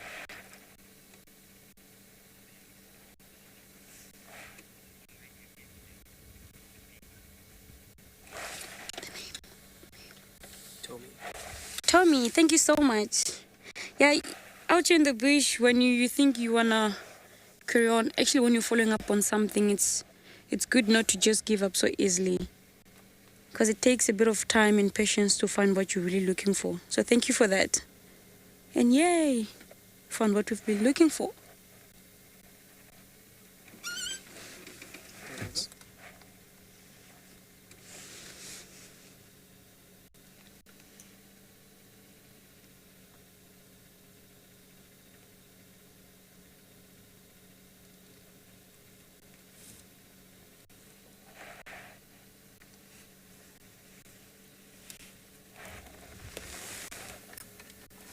And if you can look at the tusk of this carcass of the warthog there, it has 2 pairs of tusk on the side, which tells you it was a male, because females only have like 1 pair of tusk on the side.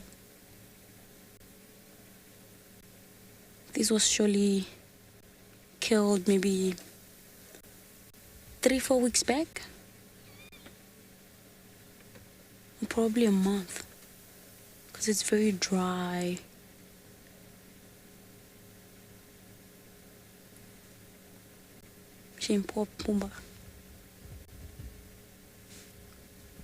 But what can you say? It's the circle of life. The cats have to have something to be able to survive. And for this carcass to be up on the tree, it's obvious who took it up there. It's the leopard,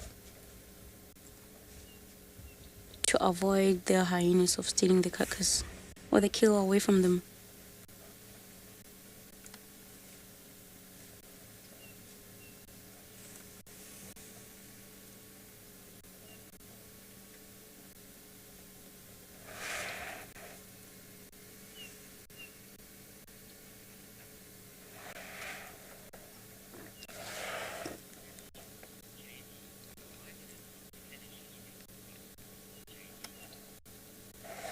Jamie, why did it not finish eating the carcass?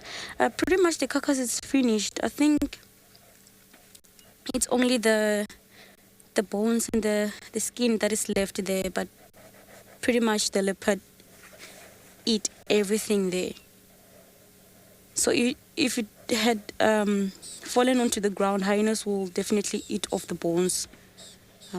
Yeah. So until it falls into the ground, the hyenas can get rich to it. Other than that, even the leopard won't come back to this carcass and eat that, because they need something fresh. So they eat the stomach content and the flesh.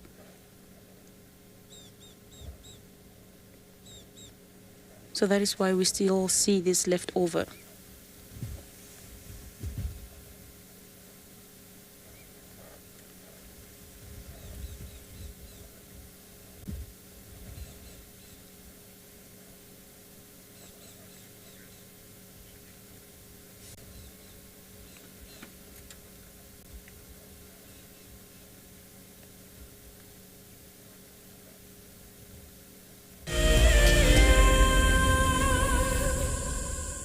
Here on WildEarth, we've been fortunate enough to watch our lion kings and queens grow up in front of our eyes. They've all become near and dear to our hearts. We cannot help but feel for them in their moments of struggle and celebrate with them in their moments of victory. We've been enthralled joining in on the hunt. We've spent countless hours watching them cuddle and snooze in the hot African sun. WildEarth celebrates our tawny champions on this important day, acknowledging the importance of lions worldwide. We cannot wait to see how their stories play out and what the future holds for the upcoming generations.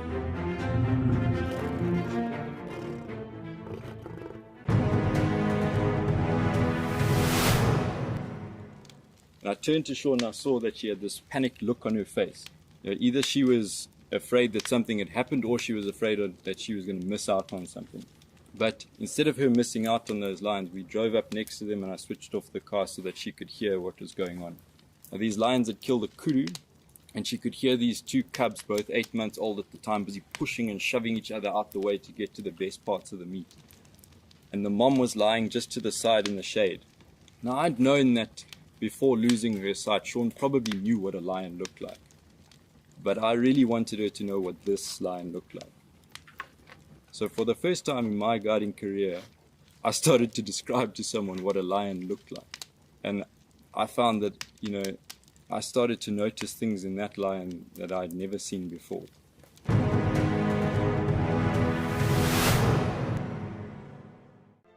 I've seen something I've never seen here before. Look at these cubs. One is crossing the river. It's being washed away, unfortunately, but I'm sure the mother is going to save her. Look at that. How beautiful. Look at that. One crossing, 2 to go.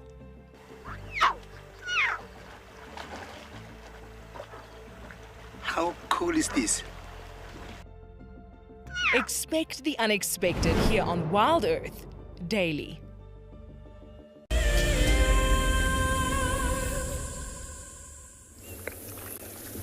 Welcome back, everybody. Welcome back to track number 17 this morning. Now, this should be a very easy track to identify. You see the heaviness of the animal. Look at the weight. Look at the size. Size is huge. It's almost as big as my shoe. You shouldn't be able to confuse it with anybody else. And the sides are very straight.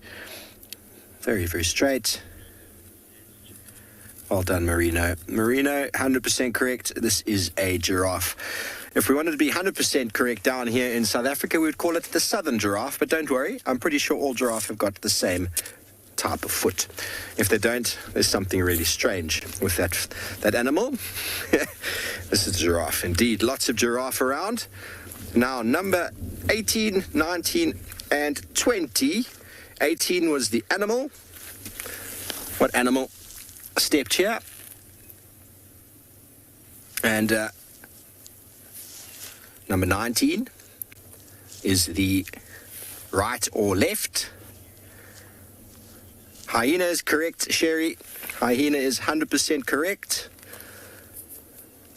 And now we're looking for number 19. Is this the right or the left? We easily see a hyena by the nails. Black Widow Spider has said left. It is a tricky one.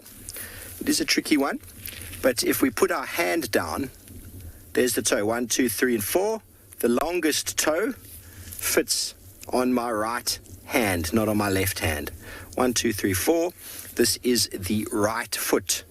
Right foot. 1, 2, 3, 4. Okay, that is the right foot. And then number 20, is it the front or the back? Should be an easy enough one to determine, considering this one. Now, Leo, this one over here is the back, which would make this one over here the front. Now, the size difference is quite noticeable. We put them together like that specifically. This is about 10 centimeters. That one, being smaller, is about 8. So there's a big difference in the front and the back foot in the spotted hyena. In the brown hyena, even more so. But we're just talking about a hyena today, and very easy to see in the hyena track here how the toes pinch together, the 2 lobes at the back, and this is the back foot. The front foot, this is the right. Okay, so that's 18 and 19 and 20, and we're now going to have to move up quite a bit to make some space to get some new tracks, because a lot of them over here are pretty much the same.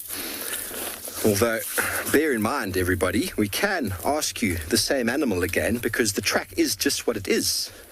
We used to do that quite a lot in our field observations with eco training, and students said, but you've already asked me about a baboon. I said, well, it is what it is, isn't it? Okay, well, while we go and detail some more tracks, let's send you back over to Andrew.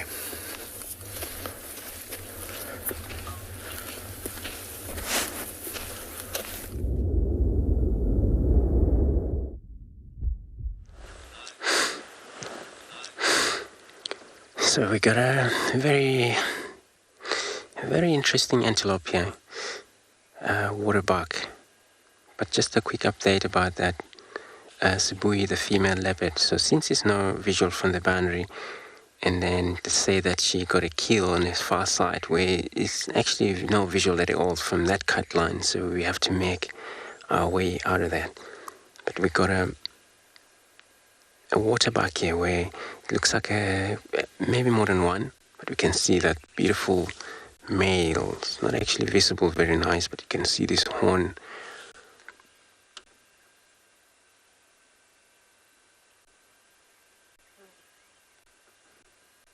Where waterbuck, are they more likely to be hanging around in a watering hole sometimes? So that where actually, in fact, that's where their name come from, as a waterbuck. But they use water to escape away from the danger if they get disturbed or chased by lions, by wild dogs, by cheetahs, and they will run into the water. And they're actually a very good swimmer as well.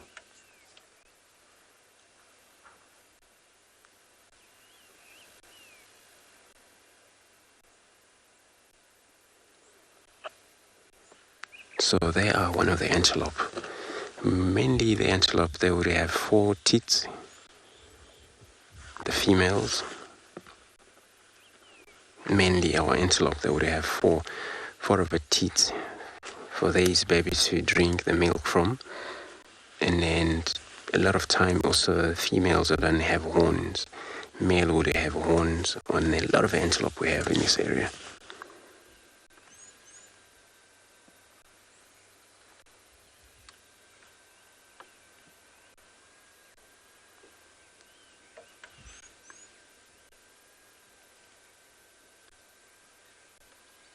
They also have a white circle in their back. Usually that's it for a sign of follow me mechanism, especially when they move through the dark, because they are day animals. They move quite a lot during the day, drink during the day. With the nocturnal animals, you would find they would have either, pitch black marking. We talk about lions, they would have a black behind their ears, tip end of the tail also black. And that's because they're nocturnal animals. They would have black so they don't come visible at night when they move.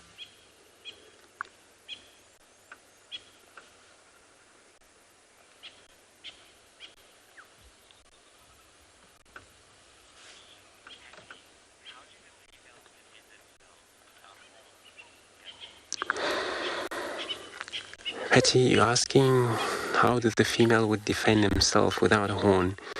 So harder for them to defend themselves. Mostly a lot of antelopes species defending themselves, if they don't really defend themselves except for running away. And then even the males that have horns, sometimes you find them die easily from the lions. If there's a chance that we stab lions or leopard, but the chance for that, it's when they're trying to get away, not to fight back. So many of the antelope, they would die if they don't run away, which is the actually easy way when they're trying to save their lives, get away from the danger always.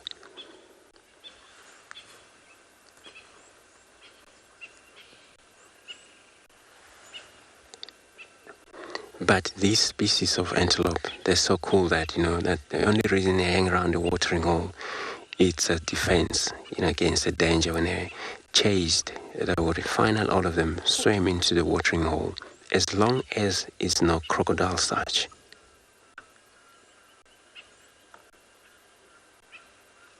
Oh, those hippos, they can actually kill anybody arrive into the watering hole unnecessarily.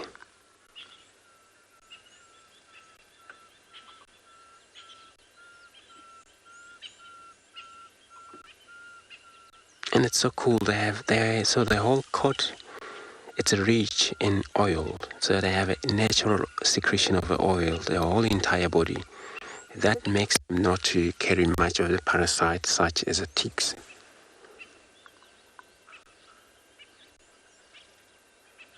which means also even during that rain, they would get less wet due to that oil secretions.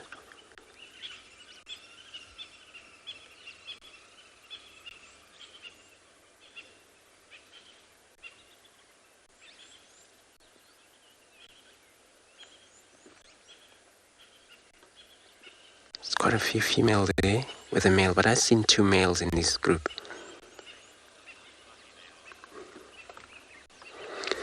So everybody is saying you love how fluffy they are. I was about to say, this antelope, especially around their neck, they have a very long furry. And then male and the females, if they're still young, there's a chance they would have a young age as a young coat, and then they grow up, they would have an adult coat as well. But they're still fluffy, more especially the female.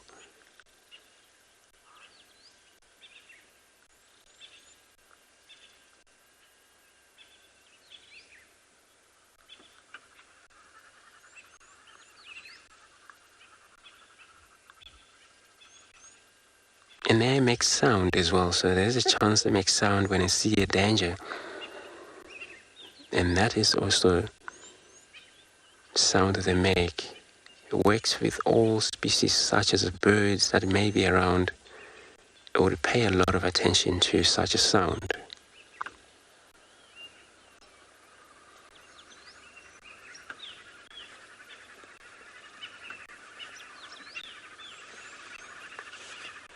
But this bird we're hearing on the background, they are green woodhoop. So we're going to carry on search around and see if we can find something else.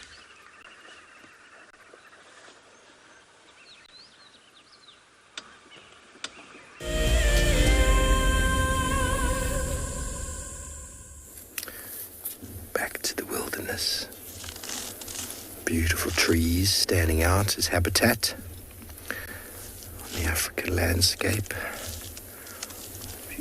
Very nice, warm Monday morning.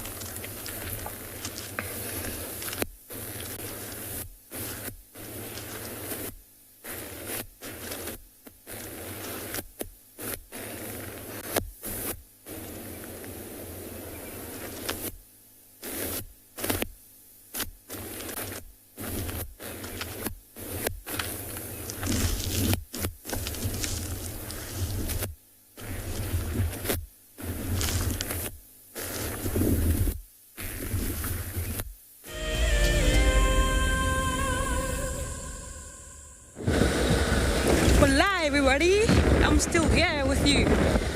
So we decided to actually leave the area because we've really tried our luck to maybe try and get a fresh a kill.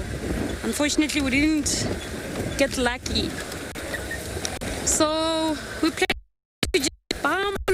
a bit. You never know. I like to think that you never know what's around the corner. So let's keep our hopes high. And yeah, like I said recently, earlier today, that we shouldn't give up, eh? You never know. I mean, like, you can also keep your eyes open, then help me to look out.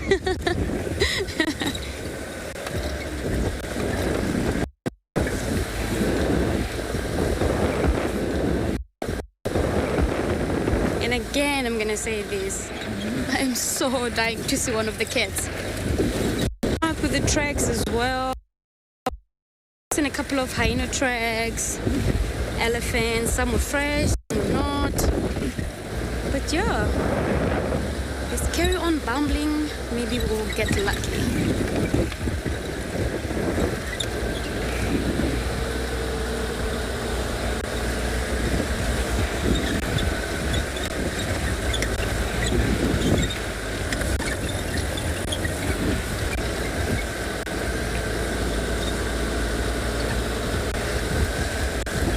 Leo?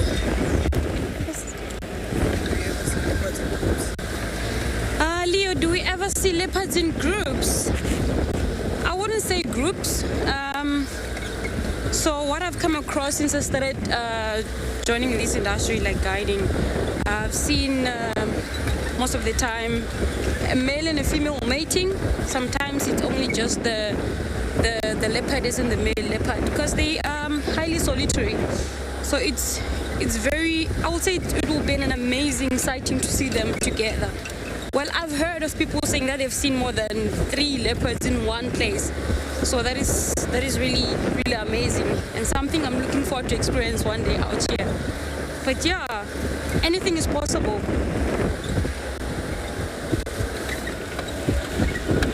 Anything is possible.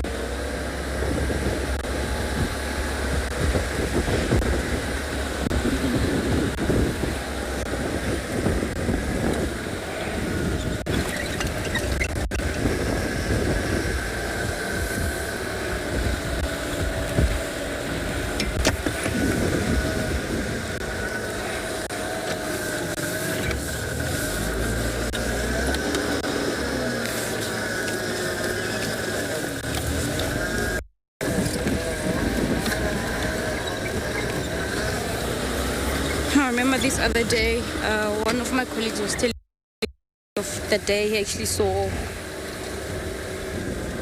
4 leopards in one area. So it was actually 2 males and 2 females. They were busy chasing each other around. The females were actually running up on the trees, trying to run away from the males. And I think they were probably trying to mate with them, but they were maybe not in the mood. And I wish I had experienced such sighting. I see something cool here I would like to share with you. There's a marula tree next to me.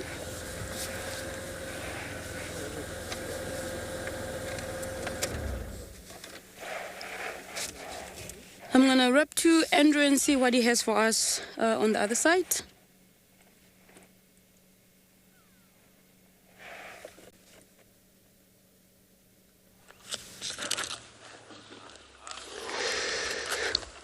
Thank you very much, Queen. So we got a beautiful herd of elephants, and we're just timing here. When we get here, they're just arriving. This is actually pretty much on the end of the runway they're gonna cross towards us. All that dust bathing there they're doing.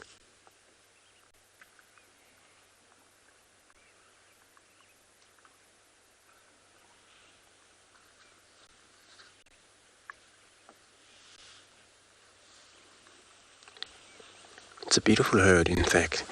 So they would do a lot of activity, and then pouring themselves with sand. It's a way of getting all of these flies. They may follow them, but also cooling off.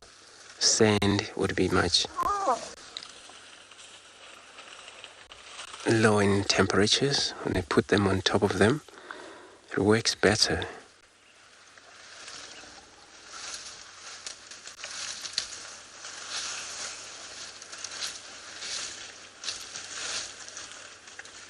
And they're one of the animals that won't stay clean, I might say, the elephants.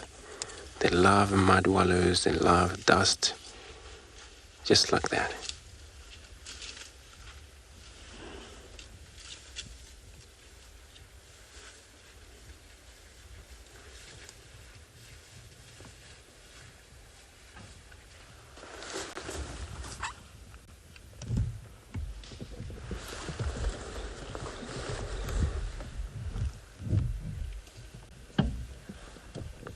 And it's always a good idea that they're making their way.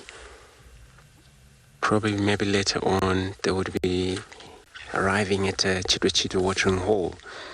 But here it's quite also mixed. Young males, a bigger female. We're just going to see maybe bigger males within them, which they're not always following the females, these big males.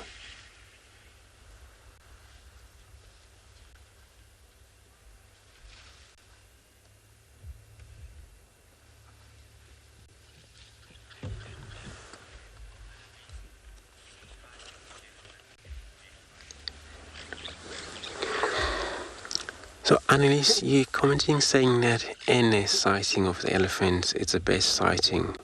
Indeed, you're very right. You love elephants so much just to look at them and see how they do things. On their own world, they are so happy animals, gathering around, congregate as a group. They will witness all of these as they march towards us.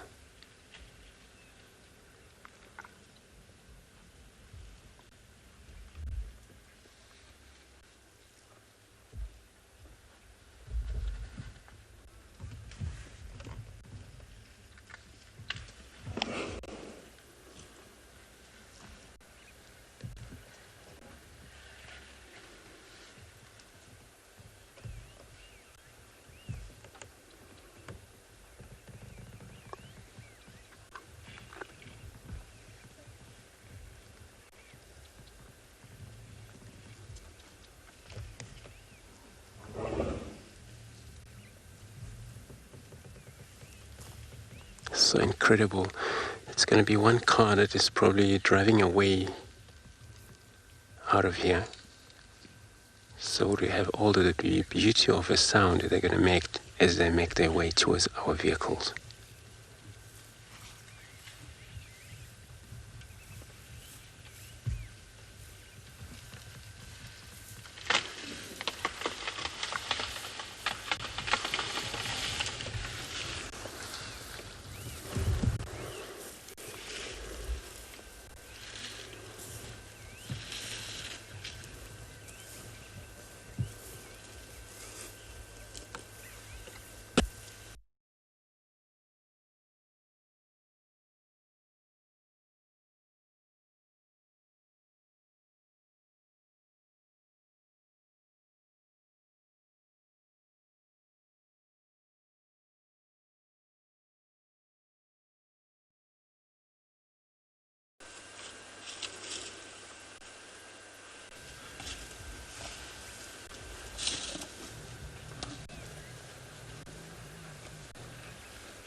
This will be one of the big female. I'm not sure for now if she's a matriarch. We're just gonna wait to see if there's more of them bigger like these would come.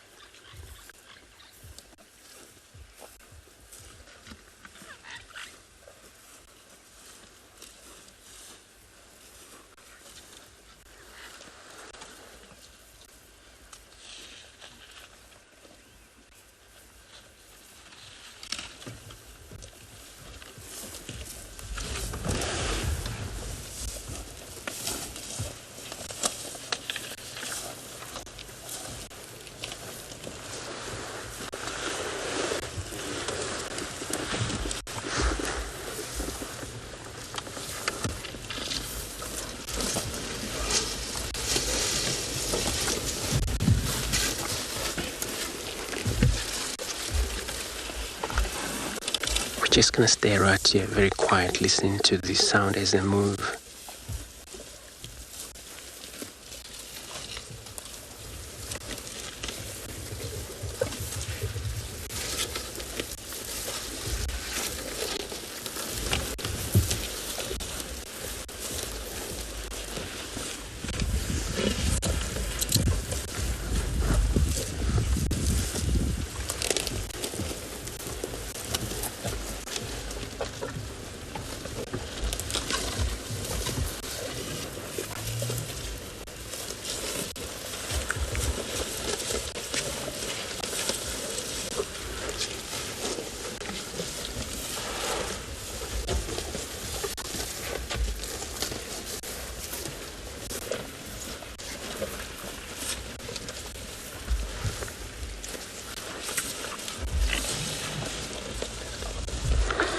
So we're just gonna try and maybe reposition here because all of them, they already walk past us. So I'm gonna try and reposition.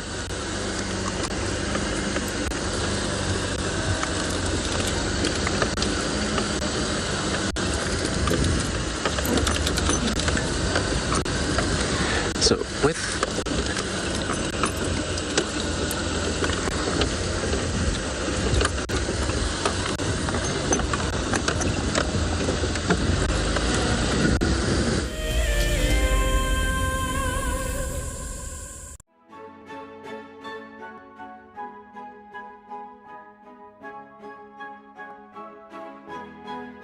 The Wildlife and Environment Society of South Africa, WESA, encourages people to care for the earth.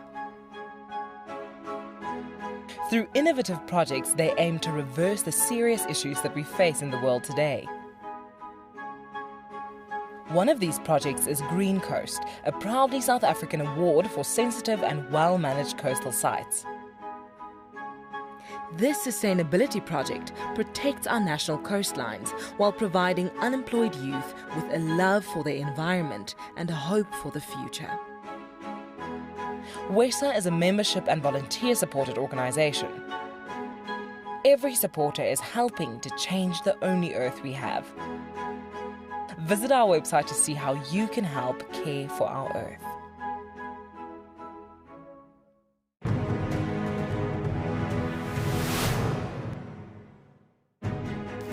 Here at the Advanced Rifle Handling Challenge, which is actually lots of challenges in one to gauge the contestants' skills at different distances and different speeds. This is probably the challenge that the contestants are the most nervous about. So let's get them locked and loaded.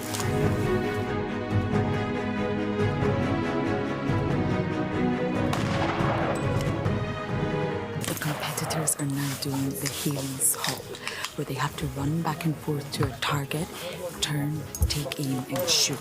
And this simulates a chase in a real environment and gets the heart pumping and the blood pressure up. James gave us a demonstration, and the skill involved in this exercise is remarkable.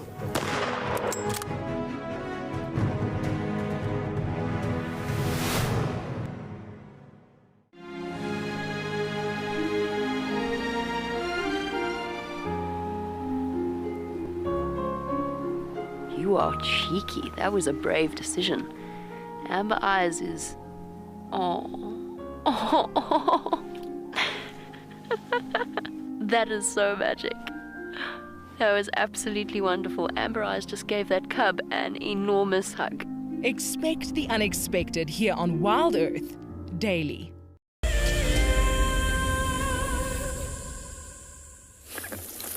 Hello everybody, welcome back to Tracking Mondays with me and Gert in the Wilderness here in Eco Training Prides, where we are testing everyone's knowledge of tracks and signs in the sand.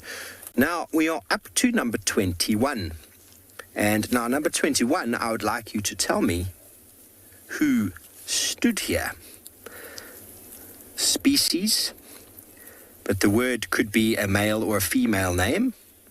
If you would just write that there for me, number 21.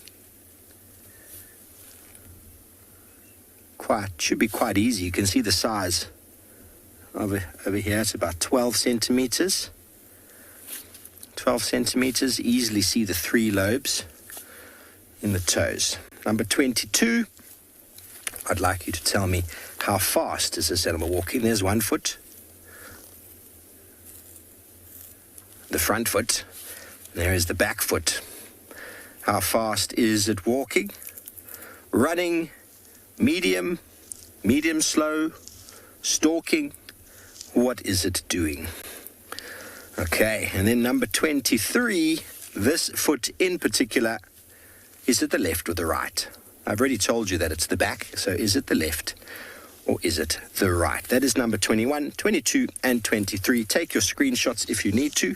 We're going to jump along, see what else we can find for you just over here. I do have another couple more tracks just up ahead. We actually heard this individual this morning when we first started.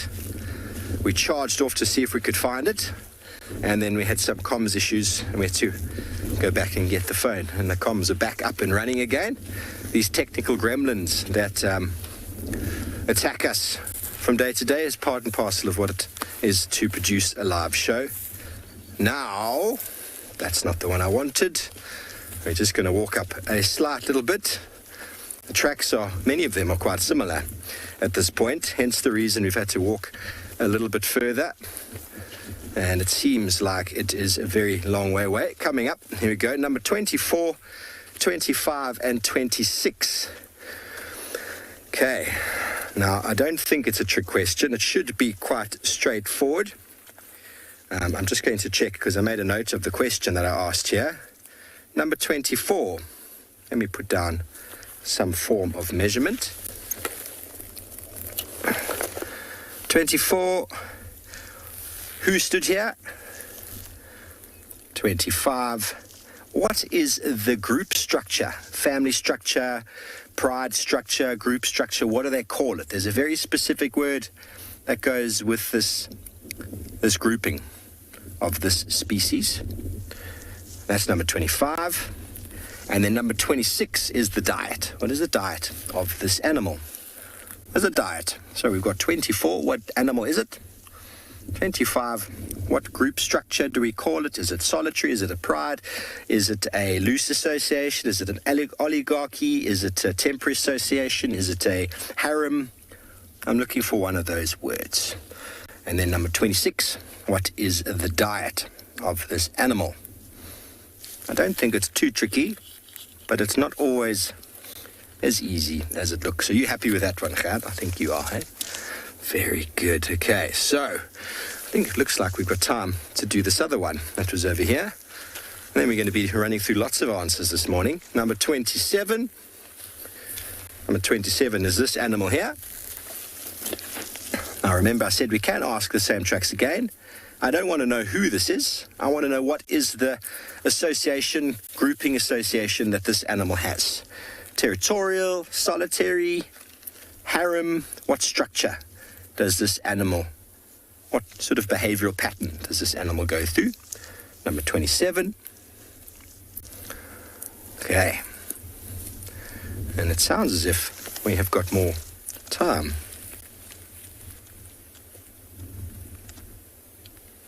Sounds as if we've got more time, so let's do 28. Now, here again, an animal we might have seen before, we might not have. Here's a track in the sand. I also want to know, what is this animal's grouping behavior? What behavior do they portray? Solitary, pride, oligarchy, loose association. What animal? What behavioral traits does this animal go with? And then number 29 is the diet of this animal here. Okay, so that's lots and lots of answers to come through. We're going to, I think that track's easy enough, Gert, hey? Easy enough to see? Yeah, okay.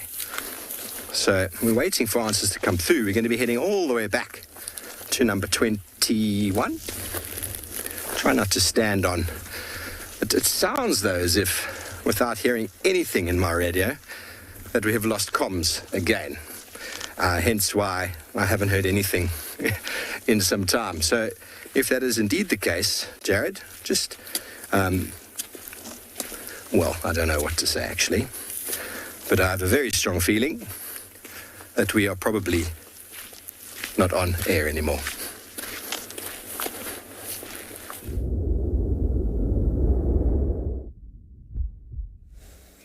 Voila! Look what we found here.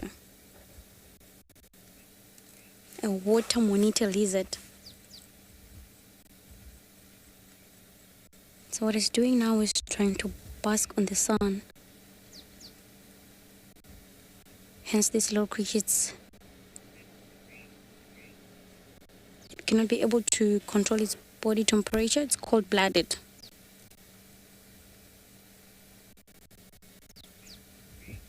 So there's actually two of them. The other one is just below on the other side. There we go.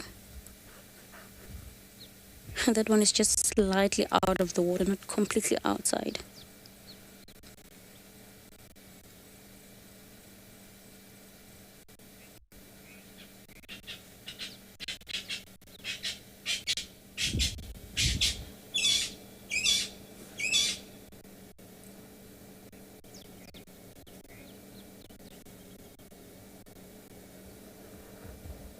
So like I said, this one is the water monitor. We also get a rock monitor that is more or mainly found in the terrestrial.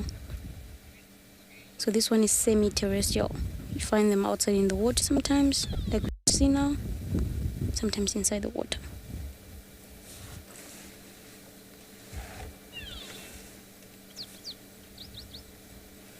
So they depend on the temperature outside their surroundings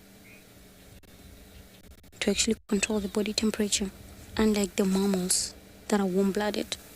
Like with the impalas we saw early in the morning, raising up their fur, trying to keep their body warm. So with these ones, they depend on the heat of the sun.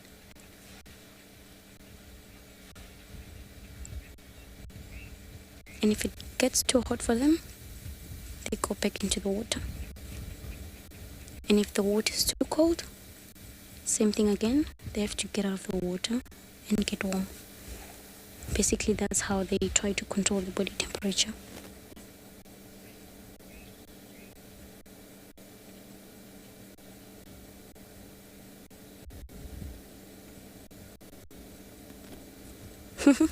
He's trying to look at me. Hello?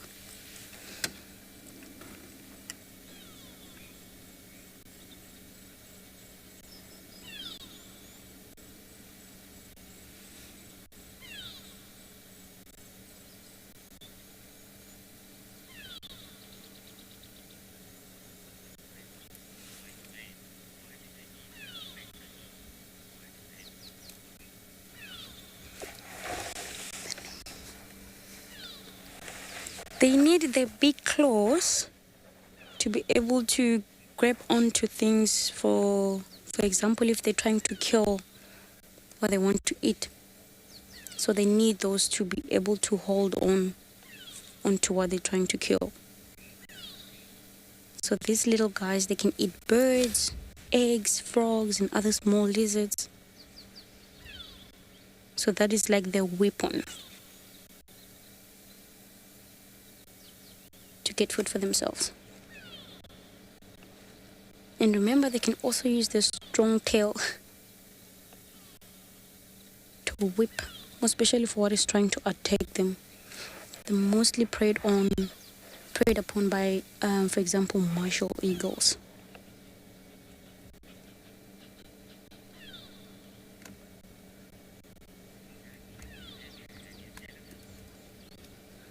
So we're gonna leave this beautiful water monitor lizard and see if we can still find something exciting out here. And I'll take you over to Andrew and how it's going on his location.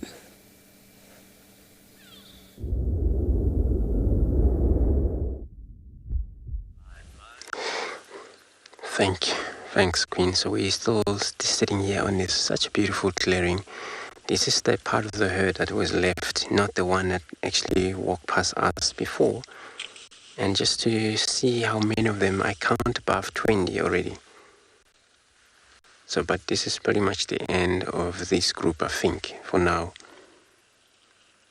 if there is more, that wouldn't really surprise me, because they do move in such a group of more than this group we see here.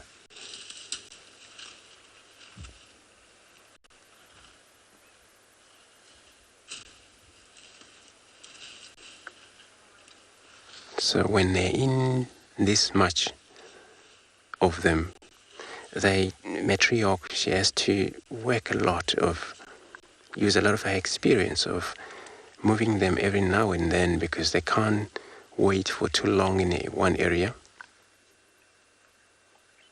Especially with these season we're at, winter, grasses will much dry out.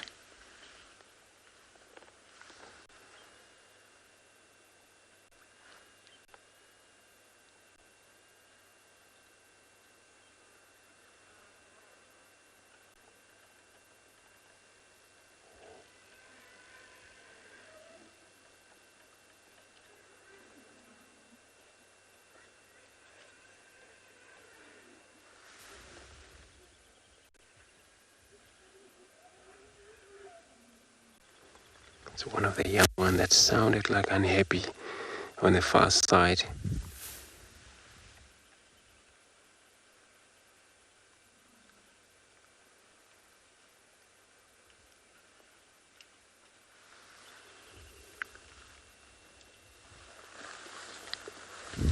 So all the females, the much bigger one that we see, all are female, but also some young female which they still under 16 years old. So we're gonna keep up with them there, see if get closer to them.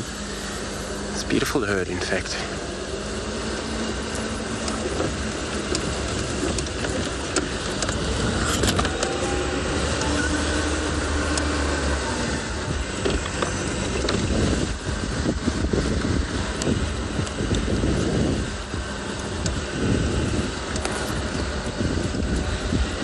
These males, they would be away from here, or can be maybe closer by around, but it's always so important for these animals to move without the males.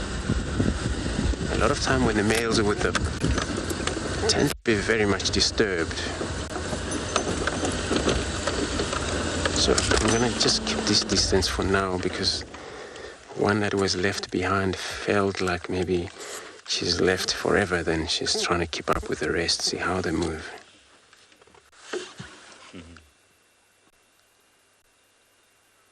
Looks like all member now they're going to do the same. That's not because of us, probably maybe they feel like they want to exercise this morning. Look at that. They keep this speed for at least 40 kilometers an hour when they want to. See what we see now, it's only dust and they're gone. So I'm going to try follow that direction.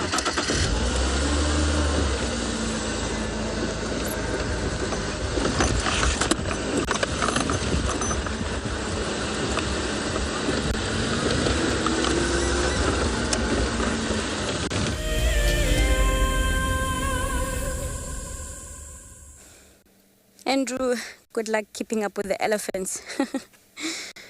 I see the water monitor is trying to get out of the water and join the other one. So we actually decided to just remain here and just enjoy the scene, because it's nice and beautiful out here. We're hoping that more things might come out and have a drink. I think that other lizard is trying to join his friend there. I think he had enough of the water. He's trying to bask now.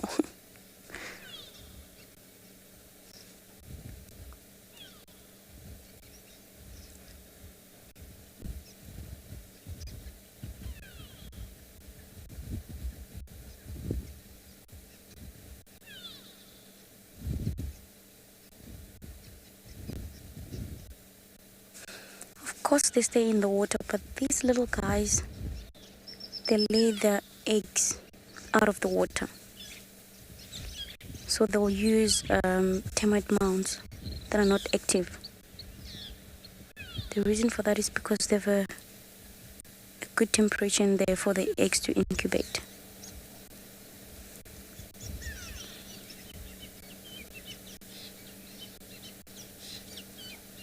And mostly the tomato pond will be much closer to the water source. Look at that. That's cute.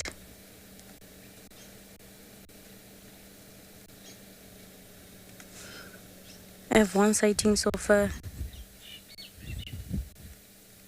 of a lecavan with the head inside a small termite mound, and it was just stuck in there.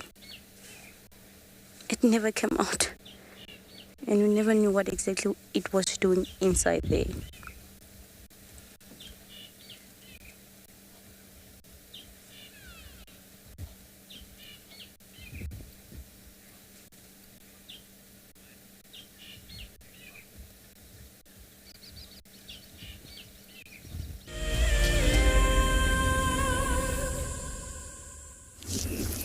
Welcome back, everybody. Welcome back to number 21, 22, and 23.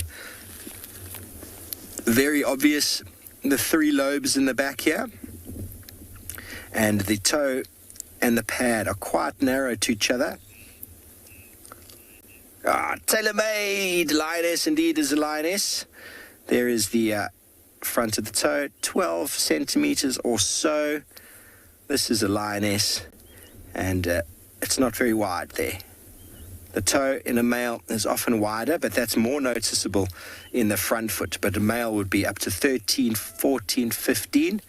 Jake has said the speed for number 22 is medium. I'd quite easily go with medium, slow, but not stalking and not running or fast. So medium, slow, or medium, I would definitely say either of those is correct. And then number 23, left or right? White mane has said left. Well, white mane, if you take your left hand and you put it in here, it doesn't quite fit. Well, hang on. It is the left. It is the right. Can you see how it doesn't quite fit? But when you take your right hand, you put it in there. The longest toe is this one over here. So definitely right versus left. Doesn't work with the left hand. This is the right. Okay, so lioness, walking medium, medium slow, and it is the right. Okay, now let's see how we did on the next lot. We lost some commas at the end there, but I believe you all got tracks all the way up to number 29. And plus the bonus, that makes 30. So with 30 in the bag, after these tracks, we're going to ask you for some results, as we still have to walk all the way home. So we'll be concluding the tracking quiz shortly. Once we do this next track, I wonder what answers you've got for me. Just have to remember how far away it is. And it is coming. There we go. Janine, you have said a baboon. It is 100% a baboon. Yvette, you might have got your numbers mixed up. The last one, definitely a lion. Some people could confuse this for a leopard, but you see that back bit of the foot there, of the hand, should I say. Very, very square or straight. Cats have got that three lobe. I did this deliberately as a bit of a trick question. This is the hand, there's the finger, finger, finger, finger, and there is the thumb on the hand. So very nice. 24 is a baboon. And then what is the family structure? What behavior do they display? I think I gave you a number of answers there to work with, so you have an idea of what I'm talking about. Number 25. And then obviously 26 is the diet. So I'd be interested to know if anybody got them right. If you got the species wrong, unfortunately, you're going to really struggle with the next 2 points.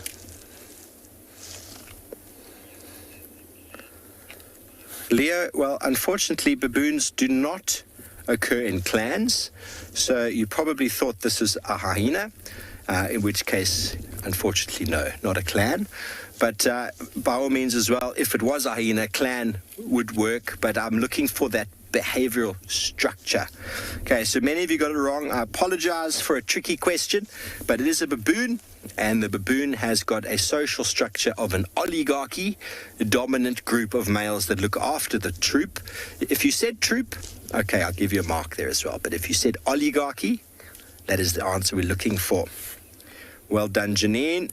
And then number 26 for baboon, it should be very, very easy to understand the diet of a baboon, very similar to us. It is an omnivore. Okay, omnivores.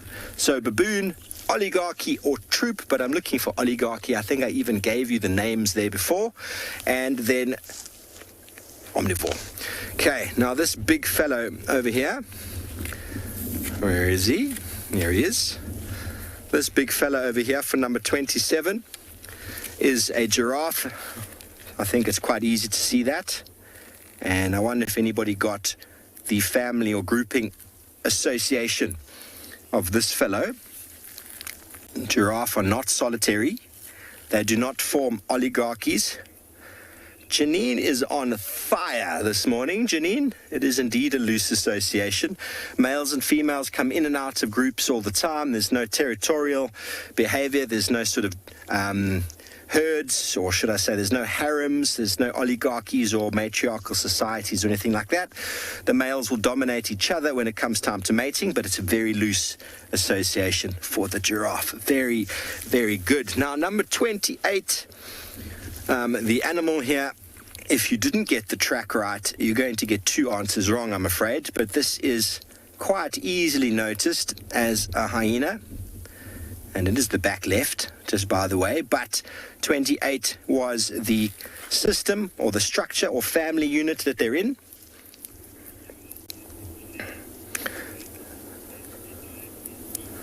Okay, Patterson, you've got diet of meat, and Fiona says a clan. Fiona, I'll give you a clan, but what I'm looking for really in the behavior of this clan will work today, but they form a matriarchal society dominated by a female, the female who's in charge, and then the diet, yes, we can say meat, but we're looking for a little bit more sort of scientific term there, and a carnivore would be the very nice word, which obviously goes on from omnivore and herbivore, or browser grazer. Here we've got a clan or a matriarchal society that has a diet being a carnivore. And all the carnivores have got a very specific type of dentition, which puts them into that bracket. And of course, they do eat mainly meat. So we do hope you've enjoyed the tracking. I'd love to get answers. Send through how many you got out of 30, and we'll run through that on our way home.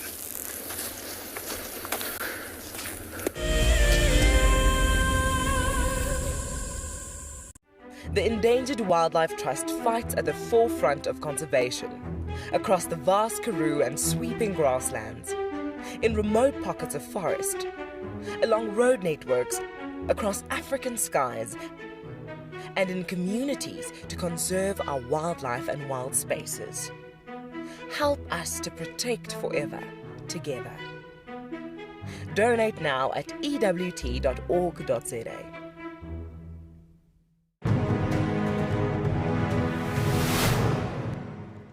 We got there, he had probably moved a couple of hundred meters down the river and was about 10 meters from this causeway. So I radioed the lodge quickly and just asked them to bring a land cruiser around and some tow straps. So we thought we were going to try be heroes and save this giraffe. And now a big bull, probably over a ton, he's a big unit. Got the tow strap one side of the giraffe and managed to get it around him with the boat, and the other edge of the tow strap obviously back onto the bank. So we made this U around him because he was lying quite close to the bank. And we put that land cruiser in low range and we just gave it hell and pulled that giraffe, and the tow strap slipped up and we thought, oh no, it's going to slip off the top of it, and it caught on his ossicones at the top. And that last 10 meters pulled him out onto the bank, and he battled. He was obviously quite weak and all that.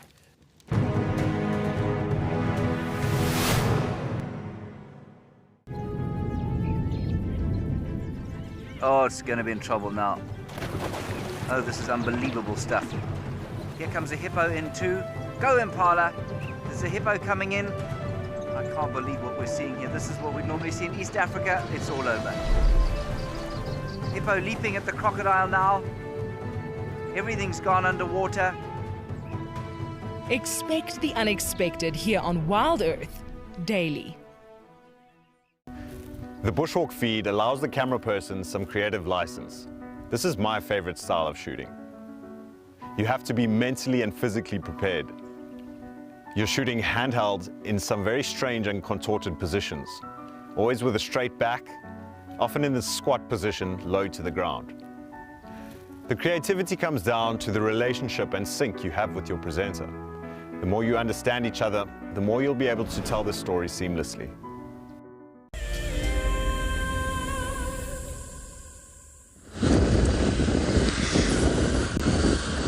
So just looks like we've got a kudu here, eh, Dove?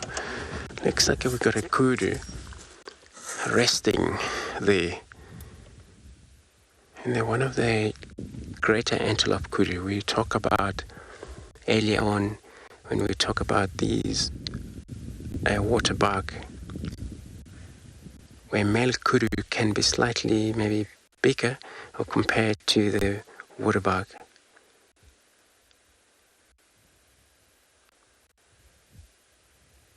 But this is a kudu. Looking at the color compared to that waterbug, it's far different.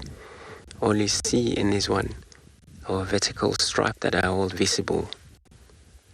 Long neck, big ears, long legs. So everybody, we're going to continue search around here. In the meantime, let's go across to Steve, see what he's got.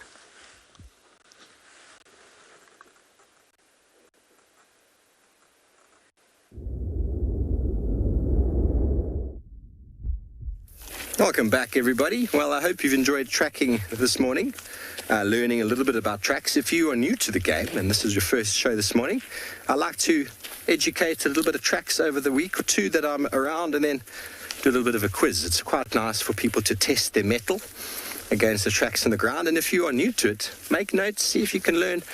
It's probably not always easy to do it virtually, but it is where the world is at the moment. So I hope some of the information has been imparted on you quite nicely. And from the answers I received, very excited to have experienced how much learning has taken place over the weeks. Virginia, you got 9 out of 29. Well, Virginia, that's not so bad. I hope that you learned a few things along the way. And I've no doubt you've made some marks there to remember the little mistakes you might have made. It's constantly learning.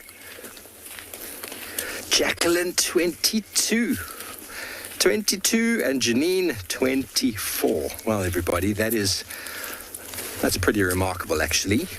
Now, to keep practicing and to keep learning is the name of the game, and I'm pretty sure doing it online is not always as easy as it is here. Here we get to see and to walk and to look, so I do commend you for all taking part in our tracking quiz this morning. It was really, really fun imparting this information on you, and I will be back in about 5 days after a trail, taking some people to Pungwe in the Manyeleti, which should be quite a nice new experience for me. And then I'll be back on the 14th, where we shall continue and carry on and learn some more. So we will see you next time, everybody. Take care, stay blessed, and see you when I'm back.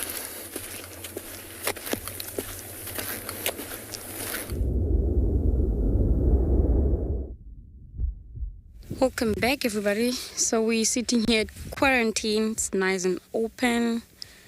It's warm. So quiet and peaceful.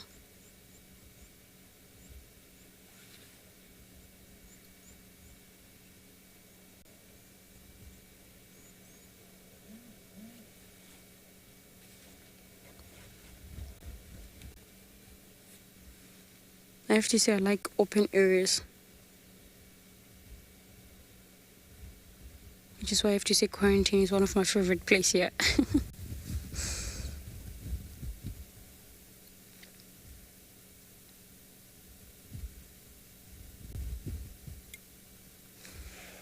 So sitting here in front of us with this marula tree, if you look closely, you will see a match wire on the tree trunk.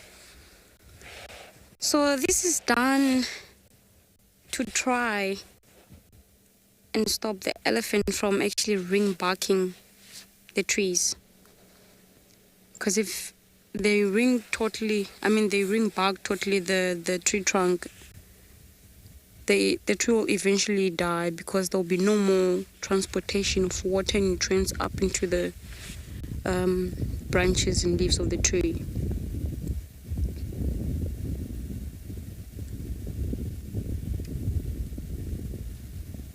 And I've seen other method of using beehives, because elephants are very scared of bees. It's weird for a big animal to actually be scared of a very small insect. So that is because they have a very sensitive, inside their trunk, the elephant is very sensitive, and if they can bite them, that will really hurt them. And also at the back of the ears, they have a very sensitive skin. And it's very thin. So the mesh wire and using beehives, I think that works. So they actually try to eliminate the elephants, not pushing all the trees down, because they can be very destructive sometimes.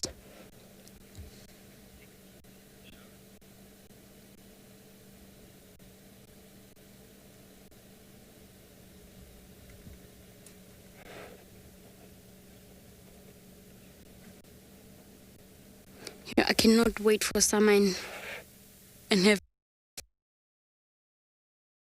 What I like to do with the morella fruit when they are ripened, I put them in the fridge so they get a little bit cold. Once you take them out of the fridge, they're nice.